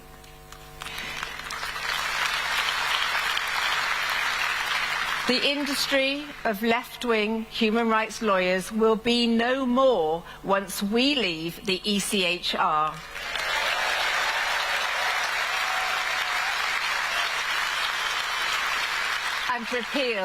And repeal the Human Rights Act, both necessary and proportionate steps to reset this country. Enough of two-tier justice, where someone who writes an ill-advised tweet goes straight to prison, whilst an illegal migrant who sexually assaulted a vulnerable teenage girl gets less than half of that time, or a paedophile gets a suspended sentence and is free to roam the streets. We need to address the failing prison service, whether that be overcrowding or lack of training and equipment for our prison officers, because our prisons are dangerous places to work and to reside. But we will not tackle the prison overcrowding by releasing criminals early onto our streets, putting the safety of the public at risk. Instead, we will deport all foreign national offenders from our prisons.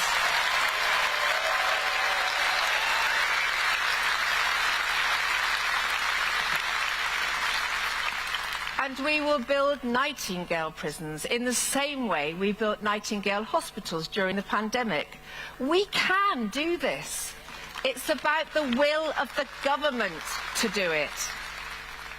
Turning to the police, we need to restore the confidence and trust of the British people in our police force, because we need to know that when we report a crime, it will be taken seriously by the police, and that no crime is too small to be investigated. We have had enough of police ignoring shoplifting at a cost of millions to business, enough of police no longer using stop and search to tackle knife crime, because we know how effective this policy is, and we will bring it back with a vengeance.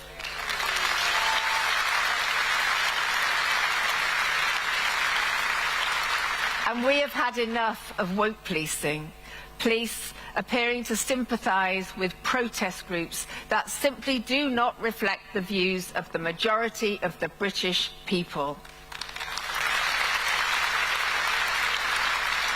But I am sure that the police themselves would like nothing more than to get back to tackling crime. policing with impartiality, and to protecting the British people. A reform government will address these issues and restore a strong police presence on our streets.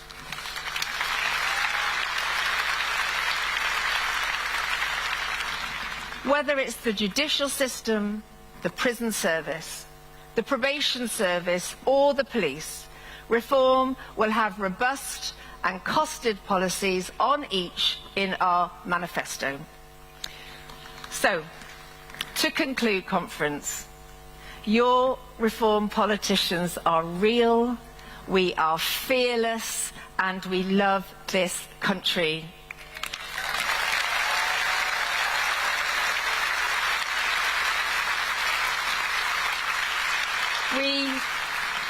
We will take back control of our borders, regaining our sovereignty.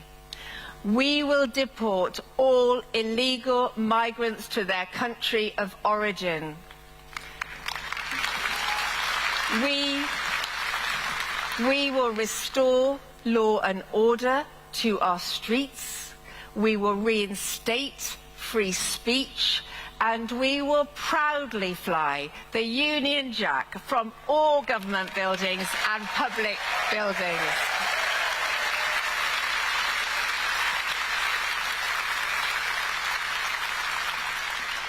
Britain, under a reform government, under Nigel's premiership, and based on our principles of family, community and country, will be great again. Thank you.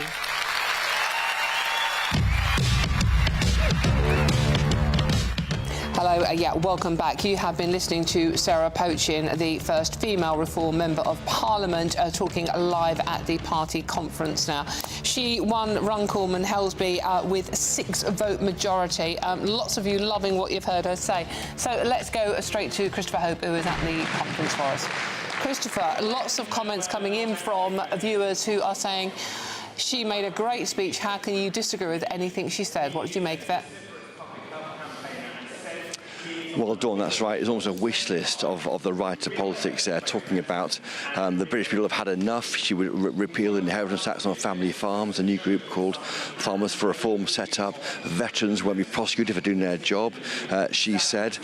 Pensioners won't go cold this winter, she said. And after each thing she said, lots of applause in the hall here, where we will have our own oil and gas providing off heating and fuel in this country, abolish business rates on the high street, and so it goes on. The Online Safety Act, of course, championed by Nadine Dorries when she was the Tory Culture Minister, that will be repealed, she said, completely by a reform government. The Islamophobia definition, she said, we are a fundamentally Christian country, she said. We're not going to have people arrested and thrown in jail. If so, I'll see you in jail, said Sarah Pochin. She also talked about the increase, she said, in rape and sexual assaults, and which she said coincided with the increase in foreign nationals in our communities, although not saying definitively there's a link there, but saying it coincided with that increase. She said, as you wound up there, on more of the area I thought she might talk more about, which is Home Affairs, how she would look to identify, detain and deport foreign national prisoners, deport all offenders held in courts here, set up what she called Nightingale prisons to hold people in prison here rather than release them if the jails are too full. The end of woke policing, she said. Symbolism by police will end, and also police align themselves with protest groups against what ordinary Britons feel. She would take back control, she says, that term again, from the Brexit debate, of our sovereignty, and deport all illegal migrants to their country of origin. It's a complete wish list, frankly, for those on the right of politics. It went down very well in the hall here. There are lots of questions, though, about how to make that happen. Lots of lawyers sharpening their quills to frustrate the work of a reform government. OK, Christopher, thank you very much. Just said a lot of people here saying the same thing here. Brenda says, fantastic speech. Cal says, well said, Sarah. A lot of love in the room for that speech. I thought the loudest cheers came when she said we are a Christian country.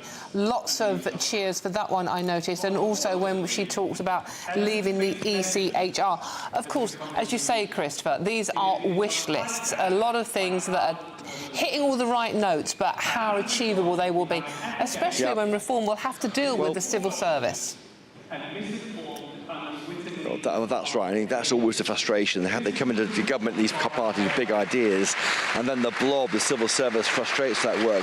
That point about Islamophobia, there's a definition coming this autumn, at least a recommendation of what a definition might be. We don't have blasphemy laws in this country. Big concerns of those on the libertarian right of politics that it might mean that you can't criticise someone who is a Muslim without the risk of prosecution. She said, didn't she, in terms, we are a fundamentally Christian country. Are you going to find ourselves arrested and thrown in jail? I will see you in jail. I will never be silenced. That's called Sarah Pochin, the MP for Runcorn. Again, as I said before, Nigel Farage doesn't have a front bench of MPs, of a shadow cabinet, if you like. He has 2 or 3 colleagues in Parliament, none with actual jobs. We know what they do. So it felt to me this was Sarah Pochin making a bid for the shadow Home Secretary role. Thank you very much, Christopher Hope. That's Christopher Hope for us at the Reform Party Conference. I'm Dawn Neeson. This is GB News. There's loads more coming up on today's show. We will be getting all the latest on the world of sport as England face Andorra later today. And former Spurs chairman Daniel Levy is said to be heartbroken as details emerge of new investment for Tottenham Hotspurs. All of that and much more to come. This is GB News. Don't go too far. We'll see you soon.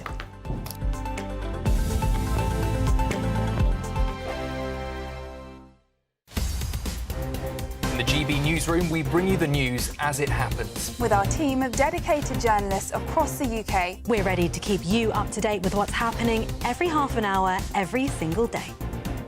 Bulletins here on GB News, the People's Channel, Britain's news channel. This is GB News, Britain's news channel. 1, 2, 3. The iconic Gretna Green. For over 270 years, couples have travelled here to be wed.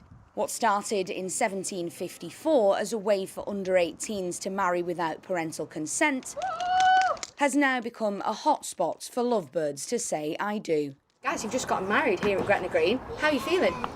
Amazing, really, really good. Happy that we've come and celebrated here. We didn't want anything big, nothing extreme, and it was simple, easy to do. David and Jenny now have their honeymoon and the rest of their lives to look forward to.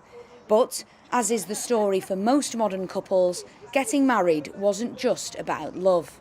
When you're married, everything's like legal-wise is just so much more simpler rather than having to worry about lawyers and stuff like that later on. To have the same last name as the kids as well is quite a big thing for me. In England, Scotland and Wales, the laws around marriage are complex and engulfed in red tape. To make things worse, the average cost of a wedding is now over £23,000. Gretna Green is calling on the government to appoint a dedicated marriage czar. We believe marriage is struggling not because love is dead, it's because the system is broken. People don't seem to see marriage as an important thing. It provides great stability. Marriage matters. There's economic benefits, there's social benefits, and the government have got to show some leadership. And we're calling for a czar because we want someone to be the voice of marriage in this country. Every year, around 4,000 newlyweds are married at Gretna Green. But with a change in the law, it seems that many more, both here and across the UK, could be saying I do. Sophie Reaper. GB News, the People's Channel. Miriam, you can't be serious. Scrapping the triple lock on state pensions? Madness. Andrew, we just can't carry on pretending. The numbers just don't add up. We've got to be honest with people. We've got to face the facts. That's what people want. Well, that's what you get on GB News and on Britain's Newsroom. Lively debates, lively conversation. Britain deserves a newsroom that puts the facts and your voice first, and we're not afraid to hold power to account. And each other. So join me, Andrew Pearce. And me, Miriam Cates, for Britain's Newsroom, weekdays from 9:30 on GB News. The People's Channel, Britain's News Channel.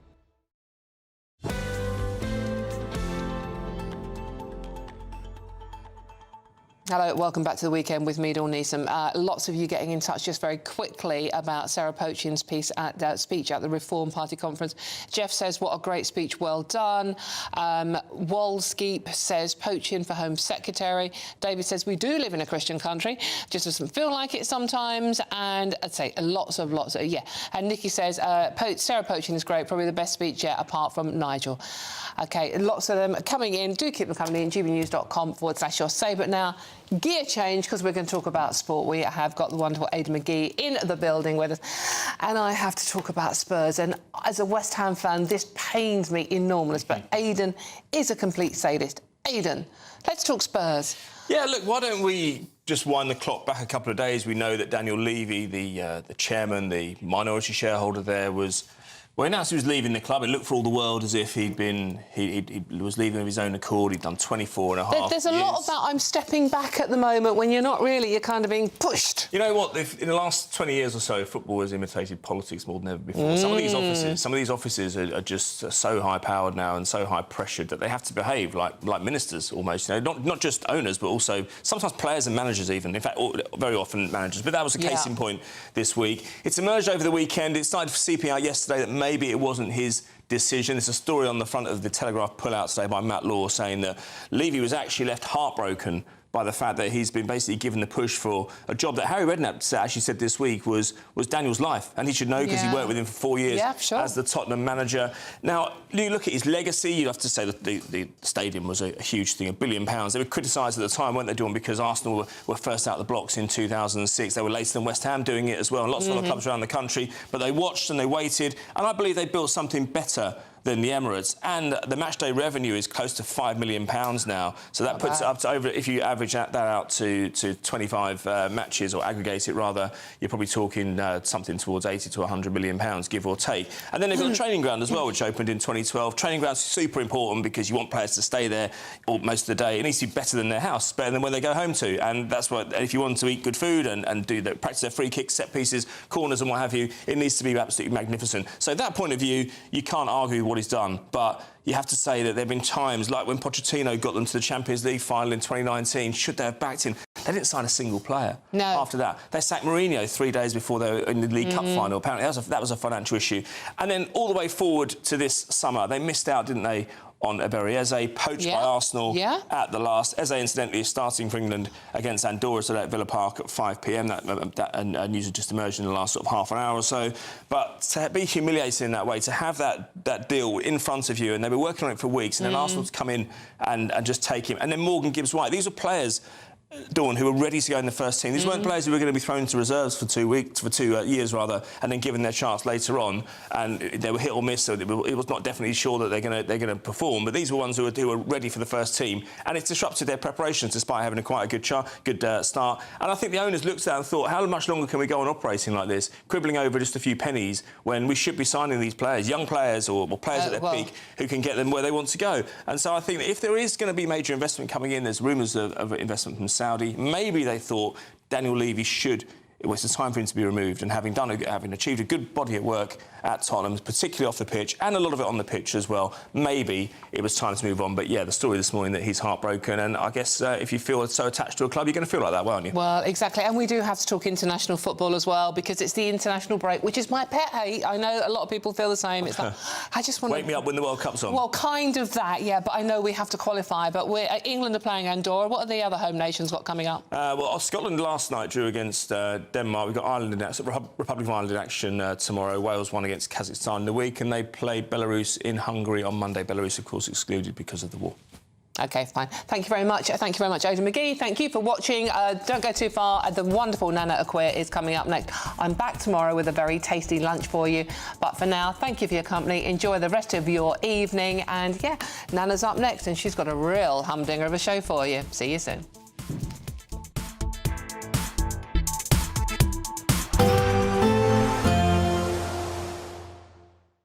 Expect warm spells with the odd rude interruption. Box Boilers sponsors the weather on GB News.